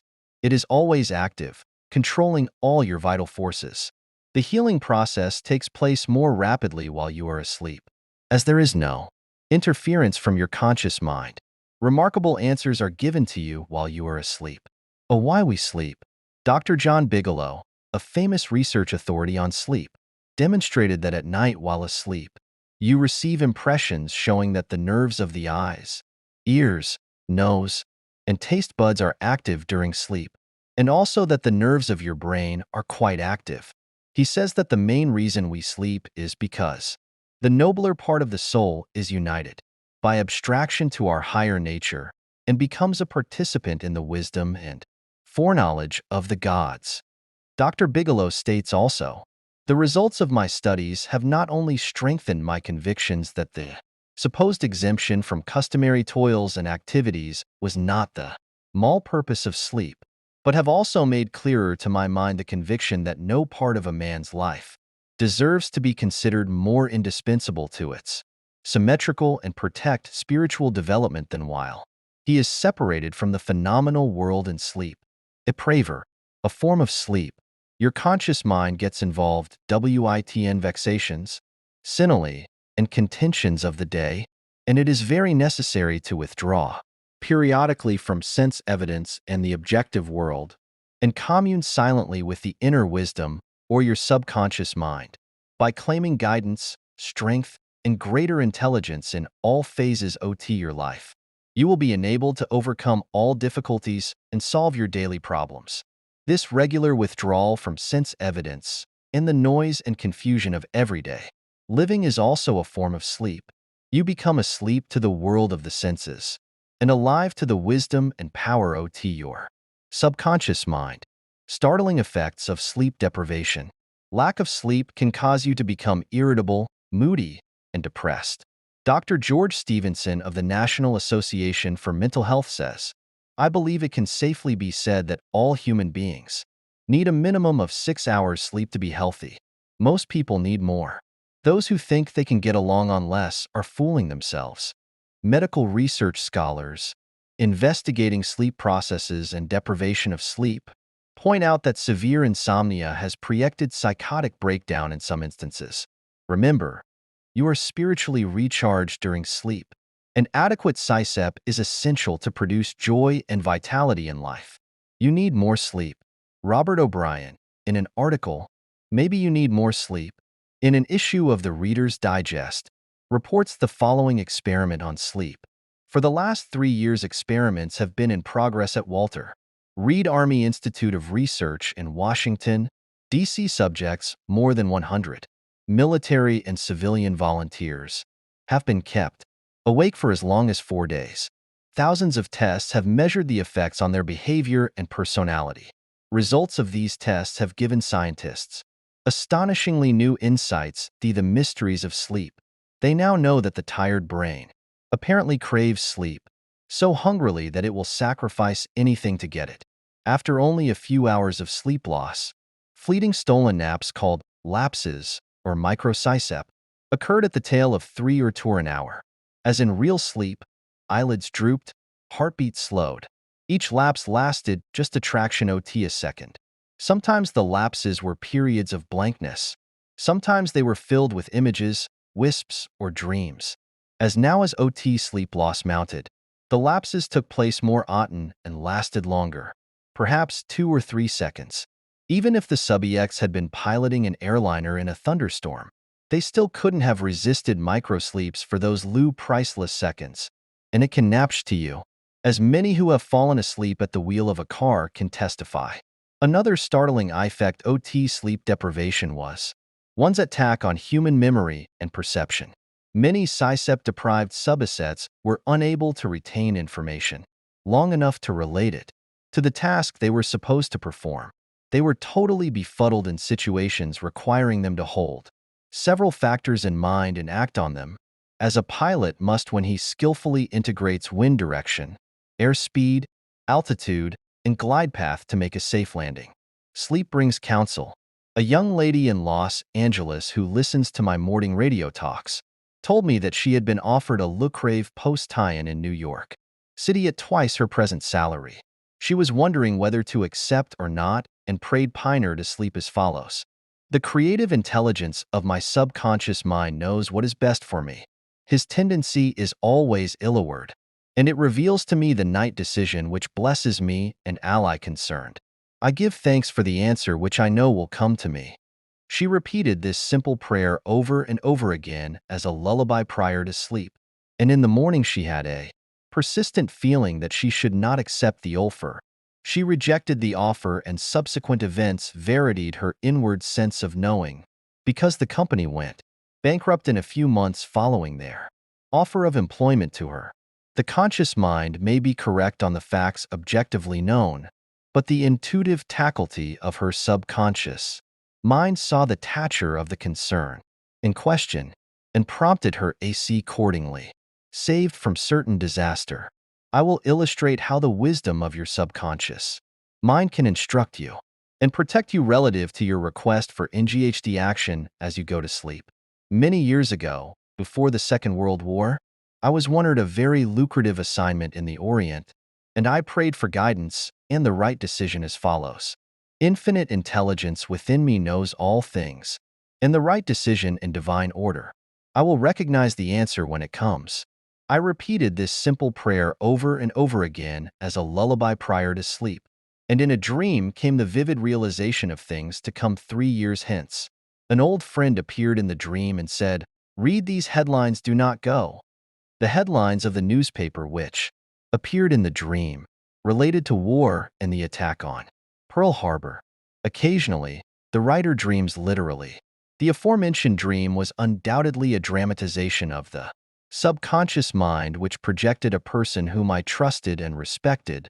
Your subconscious in sleep. To some, a warning may come in the form of a mother who appears in a dream. She tells the person not to go here or there, and the reason for the warning. Your subconscious mind is all-wise. It knows all things. Oftentimes it will speak to you only in a voice that your conscious mind will immediately accept as true. Sometimes your subconscious will warn you in a voice, which sounds like that of your mother or some loved one, which may cause you to stop on the street, and you find, if you had gone another foot, a falling object from a window might have struck you on the head. My subconscious mind is one with the universal subconscious, and it knew the Japanese were planning a war, and it also knew when the war would start. Dr. Ryan, director of the Department of Psychology at Duke University, has gathered together a vast amount of evidence showing that a great number of people all over the world see events before they happen, and in many instances are therefore able to avoid the tragic event which was foreseen vividly in a dream. The dream which I had showed clearly the headlines in the New York Times about 3 years prior to the tragedy of Pearl Harbor. In consequence of this dream, I immediately canceled the trip as I felt a subconscious compulsion to do so. 3 years later, the Second World War proved the truth of the inner voice of intuition. Your future is in your subconscious mind. Remember that the future, the result of your habitual thinking, is already in your mind except when you change it through prayer.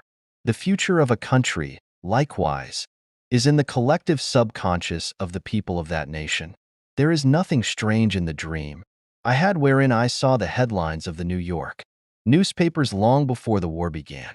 The war had already taken place in mind, and all the plans of attack were already engraved on that great recording instrument, the subconscious mind or collective unconscious of the universal mind. Tomorrow's events are in your subconscious mind, so are next week's and next month's, and they may be seen by a highly psychic or clairvoyant person. No disaster or tragedy can happen to you if you decide to pray. Nothing is predetermined or foreordained. Your mental attitude, the way you think, feel, and believe determines your destiny. You can, through scientific prayer, which is explained in a previous chapter, mold, fashion, and create your own future. Whatsoever a man soweth, that shall he also reap. A catnap nets him $15,000. One of my students mailed me a newspaper clipping 3 or 4 years ago about a man called Ray Hammerstrom, a roller at the steelworks in Pittsburgh, operated by Jones and Laughlin Steel Corporation. He received $515,000 for his dream. According to the article, the engineers could not fix a faulty switch in a newly installed bar mill which controlled the delivery of straight bars to the cooling beds.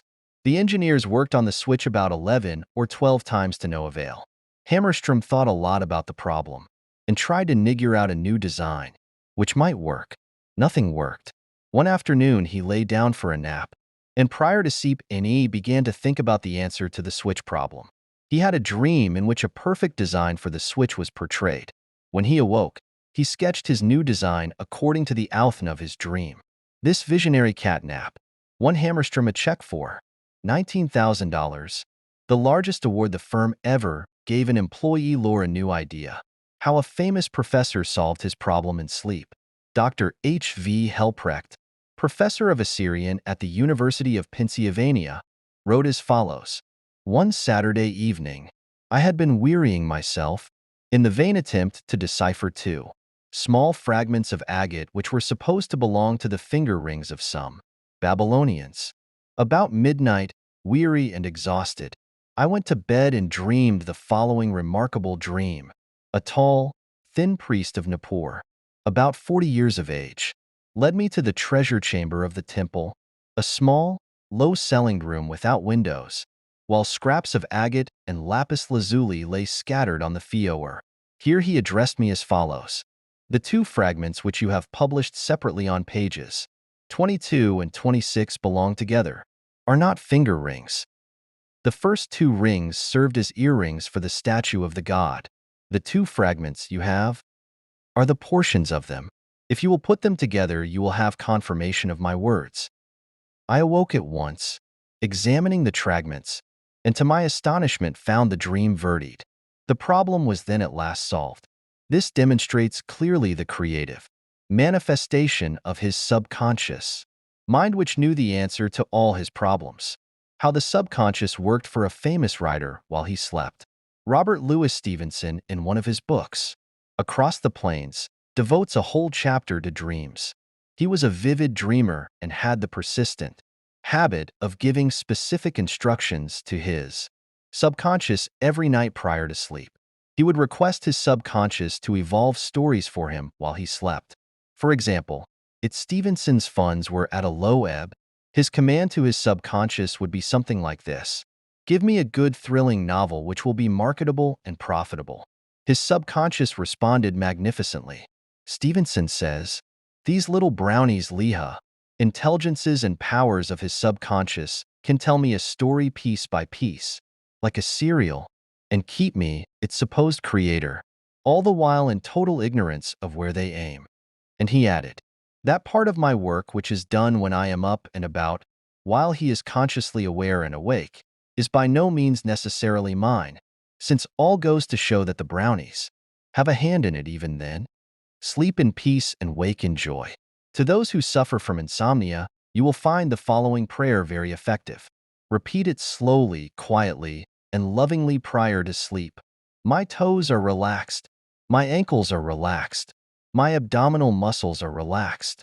My heart and lungs are relaxed. My hands and arms are relaxed.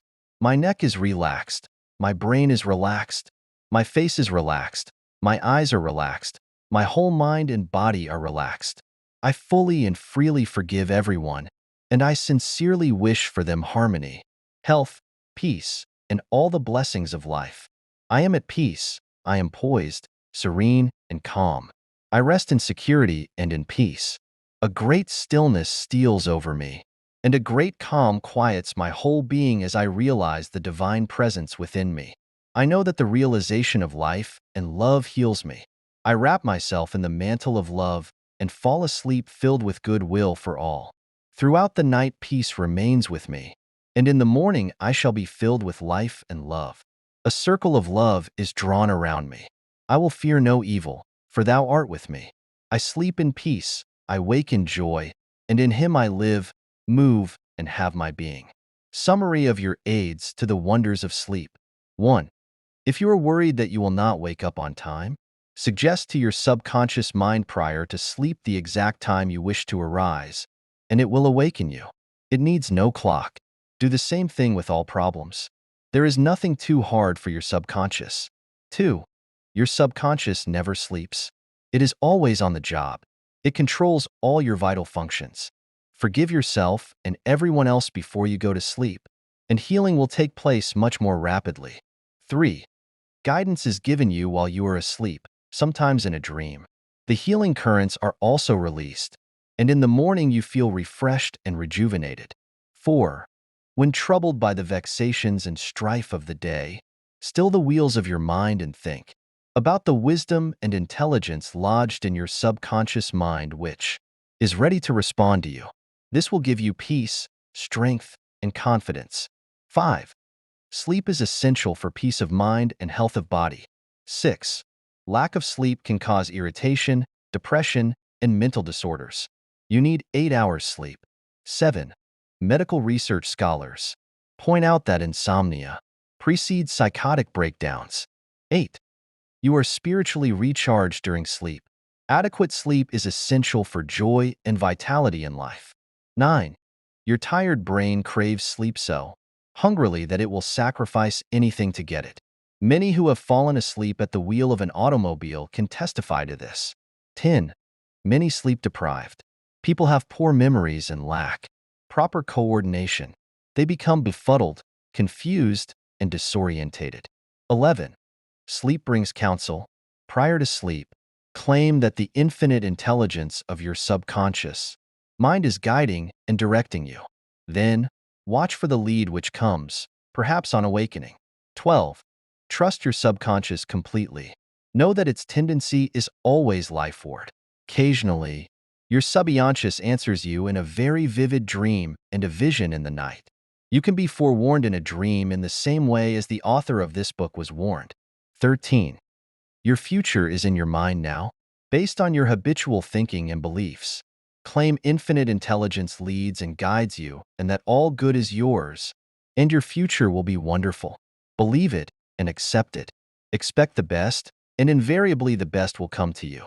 If you're writing a novel, play, or book, or are working on an invention, speak to your subconscious mind at night and claim boldly that its wisdom, intelligence, and power are guiding, directing, and revealing to you the ideal play, novel, book, or revealing the perfect solution, whatever it may be. Wonders will happen as you pray this way. Chapter 14. Your subconscious mind and marital problems. Ignorance of the functions and powers of the mind is the cause of all marital trouble. Friction between husband and wife can be solved by each using the law of mind correctly. By praying together, they stay together. The contemplation of divine ideals, the study of the laws of life, the mutual agreement on a common purpose and plan, and the enjoyment of personal freedom bring about that harmonious marriage, that wedded bliss, that sense of oneness where the two become one. The best time to prevent divorce is before marriage. It is not wrong to try to get out of a very bad situation, but why get into the bad situation in the first place? Would it not be better to give attention to the real cause of marital problems? In other words, to really get at the root of the matter involved? As with all other problems of men and women, the problems of divorce, separation, annulment, and endless litigation are directly traceable to lack of knowledge of the working and interrelationship of the conscious and subconscious mind. The meaning of marriage. Marriage to be real must first be on a spiritual basis. It must be of the heart, and the heart is the chalice of love. Honesty, sincerity, kindness, and integrity are also forms of love.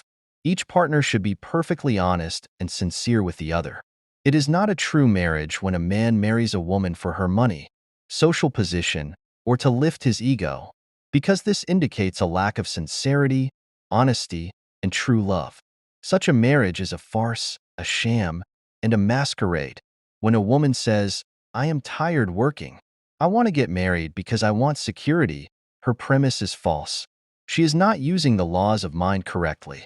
Her security depends upon her knowledge of the interaction of the conscious and subconscious mind and its application. For example, a woman will never lack for wealth or health if she applies the techniques outlined in the respective chapters of this book. Her wealth can come to her independent of her husband, father, or anyone else. A woman is not dependent on her husband for health, peace, joy, inspiration, guidance, love, wealth, security, happiness, or anything in the world. Her security and peace of mind come from her knowledge of the inner powers within her, and from the constant use of the laws of her own mind in a constructive fashion. How to attract the ideal husband. You are now acquainted with the way your subconscious mind works.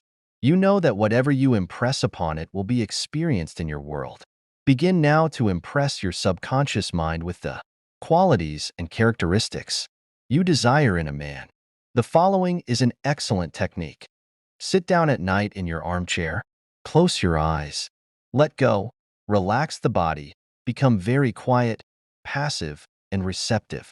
Talk to your subconscious mind and say to it, "I am now attracting a man into my experience who is honest, sincere, loyal, faithful, peaceful, happy, and prosperous.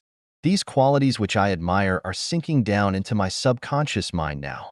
As I dwell upon these characteristics, they become a part of me and are embodied subconsciously. I know there is an irresistible law of attraction and that I attract to me a man according to my subconscious belief. I attract that which I feel to be true in my subconscious mind. I know I can contribute to his peace and happiness. He loves my ideals, and I love his ideals. He does not want to make me over. Neither do I want to make him over. There is mutual love, freedom, and respect. Practice this process of impregnating your subconscious mind. Then, you will have the joy of attracting to you a minute possessing the qualities and characteristics you mentally all upon. Your subconscious intelligence will open up a pathway whereby both of you will meet, according to the irresistible and changeless flow of your own subconscious mind. Have a keen desire to give the best that is in you of love, devotion, and cooperation. Be receptive to this gift of love which you have given to your subconscious mind. How to attract the ideal wife. Affirm as follows: I now attract the right woman who is in complete accord with me. This is a spiritual union because it is divine love functioning through the personality of someone with whom I blend perfectly. I know I can give to this woman love, light, peace, and joy. I feel and believe I can make this woman's life full, complete, and wonderful. I now decree that she possesses the following qualities and attributes. She is spiritual, loyal, faithful, and true. She is harmonious, peaceful, and happy. We are irresistibly attracted to each other. Only that which belongs to love, truth, and beauty can enter my experience. I accept my ideal companion now, as you think quietly, and with interest on the qualities and attributes which you admire in the companion you seek. You will build the mental equivalent into your mentality. Then, the deeper currents of your subconscious mind will bring both of you together in divine order. No need for third mistake. Recently, a teacher said to me, I have had 3 husbands and all 3 have been passive, submissive, and dependent on me to make all decisions and govern everything. Why do I attract such type men? I asked her whether she had known that her second husband was the effeminate type, and she replied, of course not. Had I known, I would not have married him. Apparently, she had not learned anything from the first mistake. The trouble was with her own personality makeup. She was very masculine, domineering, and unconsciously wanted someone who would be submissive and passive, so that she could play the dominant role. All this was unconscious motivation, and her subconscious picture attracted to her what she subjectively wanted. She had to learn to break the pattern by adopting the right prayer process. How she broke the negative pattern. The above-mentioned woman learned a simple truth. When you believe you can have the type of man you idealize, it is done unto you as you believe. The following is the specific prayer she used to break the old subconscious pattern and attract to her the ideal mate. I am building into my mentality the type of man I deeply desire. The man I attract for a husband is strong, powerful, loving, very masculine, successful, honest, lovable, and faithful.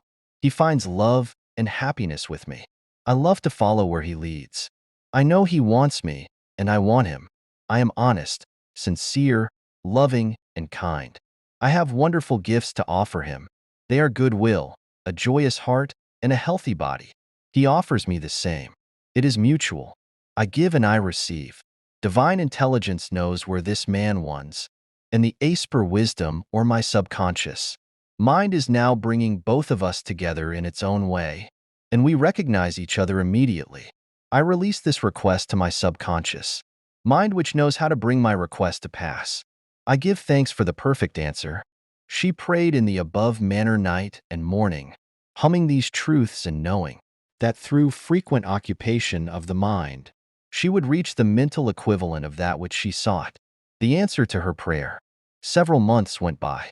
She had a great number of dates and social engagements, none of which was agreeable to her. When she was about to question, waver, doubt, and vacillate, she reminded herself that the infinite intelligence was bringing it to pass in its own way and that there was nothing to be concerned about. Her final decree in her divorce proceedings was granted, which brought her a great sense of release and mental freedom. Shortly afterwards, she went to work as a receptionist in a doctor's office. She told me that the minute she saw the physician she knew, he was the man she was praying about. Apparently he knew it too, because he proposed to her the first week she was in the office, and their subsequent marriage was ideally nappy. This physician was not the passive or submissive type, but was a real man, a former football player, an outstanding athlete, and was a deeply spiritual man, though he was completely devoid of any sectarian or denominational affiliation. She got what she prayed for, because she claimed it mentally until she reached the point of saturation.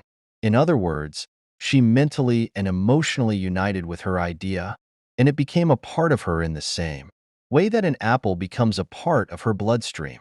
As should I get a divorce? Divorce is an individual problem. It cannot be generalized. In some cases, of course, there never should nave OSHA and marriage. In some cases, divorce is not the solution, no more so than marriage is the solution for a lonely man. Divorce may be right for one person and wrong for another. A divorced woman may be far more sincere and noble than many of her Marika sisters, who perhaps are living a lie.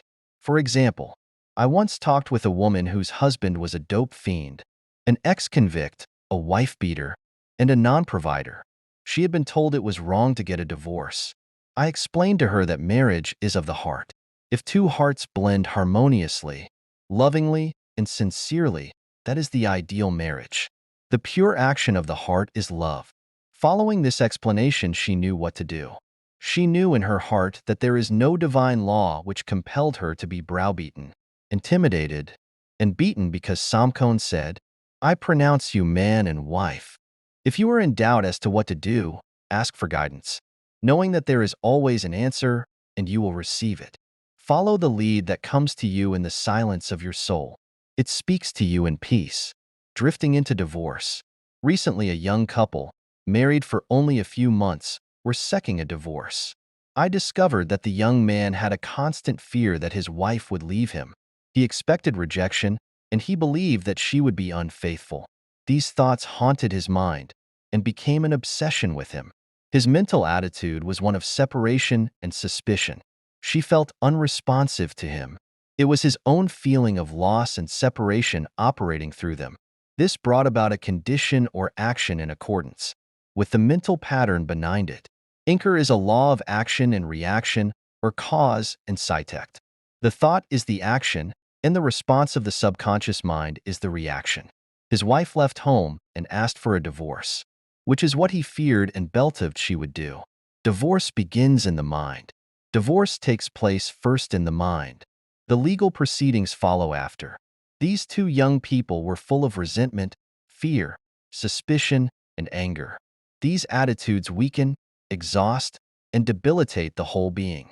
They learned that hate divides and that love unites. They began to realize what they had been doing with their minds. Neither one of them knew the law of mental action, and they were misusing their minds and bringing on chaos and misery. These two people went back together at my suggestion and experimented with prayer therapy. They began to radiate love, peace, and goodwill to each other. Each one practiced radiating harmony, health, peace, and love to the other, and they alternated in the reading of the Psalms every night. Their marriage is growing more beautiful every day. The nagging wife. Many times the reason the wife nags is because she gets no attention. Oftentimes, it is a craving for love and affection.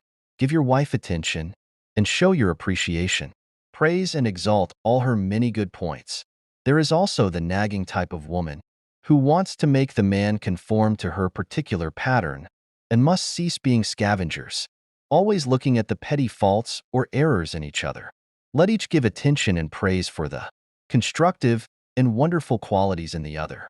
The brooding husband. If a man begins to brood, grows morbid against his wife because of the things she said or did, he is, psychologically speaking, committing adultery. One of the meanings of adultery is idolatry, i.e., giving attention to or uniting mentally with that which is negative and destructive. When a man is silently resenting his wife and is full of hostility toward her, he is not faithful to his marriage vows, which are to love, cherish, and honor her all the days of his life. The man who is brooding, bitter, and resentful can swallow his sharp remarks, abate his anger, and he can go to great lengths to be considerate, kind, and courteous. He can deftly skirt the differences. Through praise and mental effort, he gets out of the habit of antagonism. Then, he will be able to get along better, not only with his wife, but with business associates also. Assume the harmonious state, and eventually you will find peace and harmony. The great mistake. A great mistake is to discuss your marital problems or difficulties with neighbors and relatives. Suppose, for example, a wife says to the neighbor, "John never gives me any monsie. He treats my mother abominably, drinks to excess, and is constantly abusive and insulting."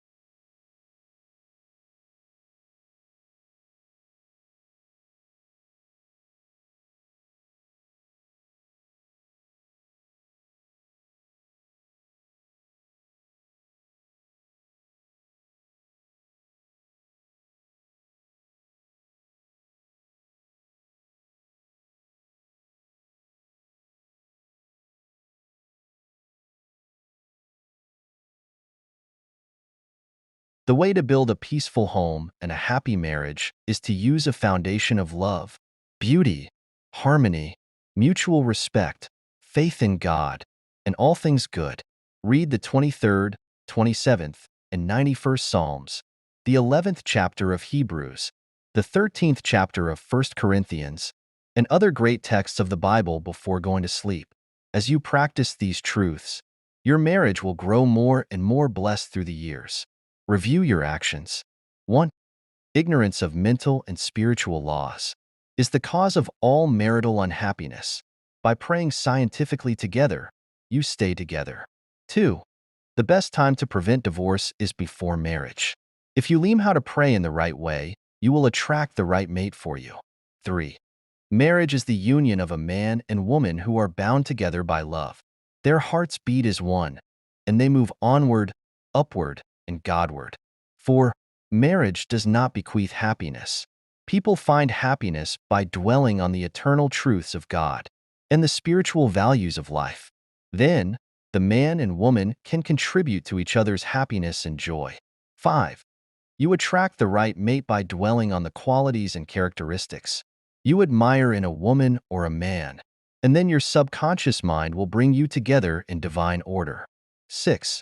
You must build into your mentality the mental equivalent of what you want in a marriage partner. If you want to attract an honest, sincere, and loving partner in life, you must be honest, sincere, and loving yourself. 7. You do not have to repeat mistakes in marriage. When you really believe you can have the type man or woman you idealize, it is done unto you as you believe. To believe is to accept something as true. Accept your ideal companion now mentally. 8. Do not wonder how, why, or where you will meet the mate you are praying for. Trust implicitly the wisdom of your subconscious mind. It has the know-how, and you don't have to assist it. 9. You are mentally divorced when you indulge in peeves, grudges, ill will, and hostility toward your marriage partner. You are mentally dwelling with error in the bed of your mind. Adhere to your marriage vows. I promise to cherish, love, and honor him or her all the days of my life. 10. Cease projecting fear patterns to your marriage partner. Project love, peace, harmony, and goodwill, and your marriage will grow more beautiful and more wonderful through the years. 11. Radiate love, peace, and goodwill to each other. These vibrations are picked up by the subconscious mind, resulting in mutual trust, affection, and respect. 12. A nagging wife is usually seeking attention and appreciation. She is craving for love and affection. Praise and exalt her many good points. Show her that you love her and appreciate her. Chapter 15. Your subconscious mind and your happiness. William James, father of American psychology, said that the greatest discovery of the 19th century was not in the realm of physical science. The greatest discovery was the power of the subconscious touched by faith. In every human being is that limitless reservoir of power, which can overcome any problem in the world. True and lasting happiness will come into your life the day you get the clear realization that you can overcome any weakness the day you realize that your subconscious can solve your problems, heal your body, and prosper you beyond your fondest dream. You might have felt very happy when your child was born, when you got married, when you graduated from college, or when you won a great victory or a prize. You might have been very happy when you became engaged to the loveliest girl or the most handsome man. You could go on and list innumerable experiences which have made you happy. However, no matter how marvelous these experiences are, they do not give real lasting happiness. They are transitory. The book of Proverbs gives the answer. Whosoever trusteth in the Lord, happy is he. When you trust in the Lord, the power and wisdom of your subconscious mind to lead, guide, govern, and direct all your ways, you will become poised, serene, and relaxed. As you radiate love, peace, and goodwill to all, you are really building a superstructure of happiness for all the days of your life. You must choose happiness. Happiness is a state of mind. There is a phrase in the Bible which says, "Choose ye this day whom you will serve." You have the freedom to choose happiness. This may seem extraordinarily simple, and it is. Perhaps this is why people stumble over the way to happiness. They do not see the simplicity of the key to happiness. The great things of life are simple, dynamic, and creative. They produce well-being and happiness. St. Paul reveals to you how you can think your way into a life of dynamic power and happiness in these words. Finally, brethren, whatsoever things are true, whatsoever things are honest, Whatsoever things are just, whatsoever things are pure, whatsoever things are lovely, whatsoever things are of good report, if there be any virtue, and if there be any praise, think on these things. Philippines 4:8. How to choose happiness. Begin now to choose happiness. This is how you do it. When you open your eyes in the morning, say to yourself, Divine order takes charge of my life today and every day. All things work together for good for me today. This is a new and wonderful day for me. There will never be another day like this one. I am divinely guided all day long, and whatever I do will prosper.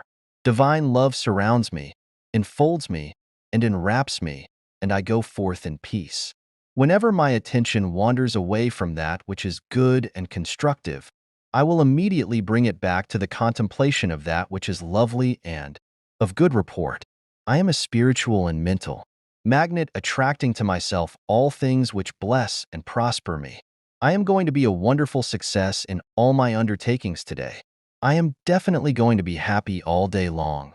Start each day in this manner. Then you will be choosing happiness, and you will be a radiant, joyous person. He made it a habit to be happy. A number of years ago, I stayed for about a week in a farmer's house in Connemara, on the west coast of Ireland. He seemed to be always singing and whistling and was full of humor. I asked him the secret of his happiness, and his reply was, "It is a habit of mine to be happy. Every morning when I awaken and every night before I go to Sisep, I bless my family, the crops, the cattle, and I thank God for the wonderful harvest." This farmer had made a practice of this for over 40 years. As you know, thoughts repeated regularly and systematically sink into the subconscious mind and become habitual. He discovered that happiness is a habit. You must desire to be happy. There is one very important point about being happy. You must sincerely desire to be happy. There are people who have been depressed, dejected, and unhappy so long that were they suddenly made happy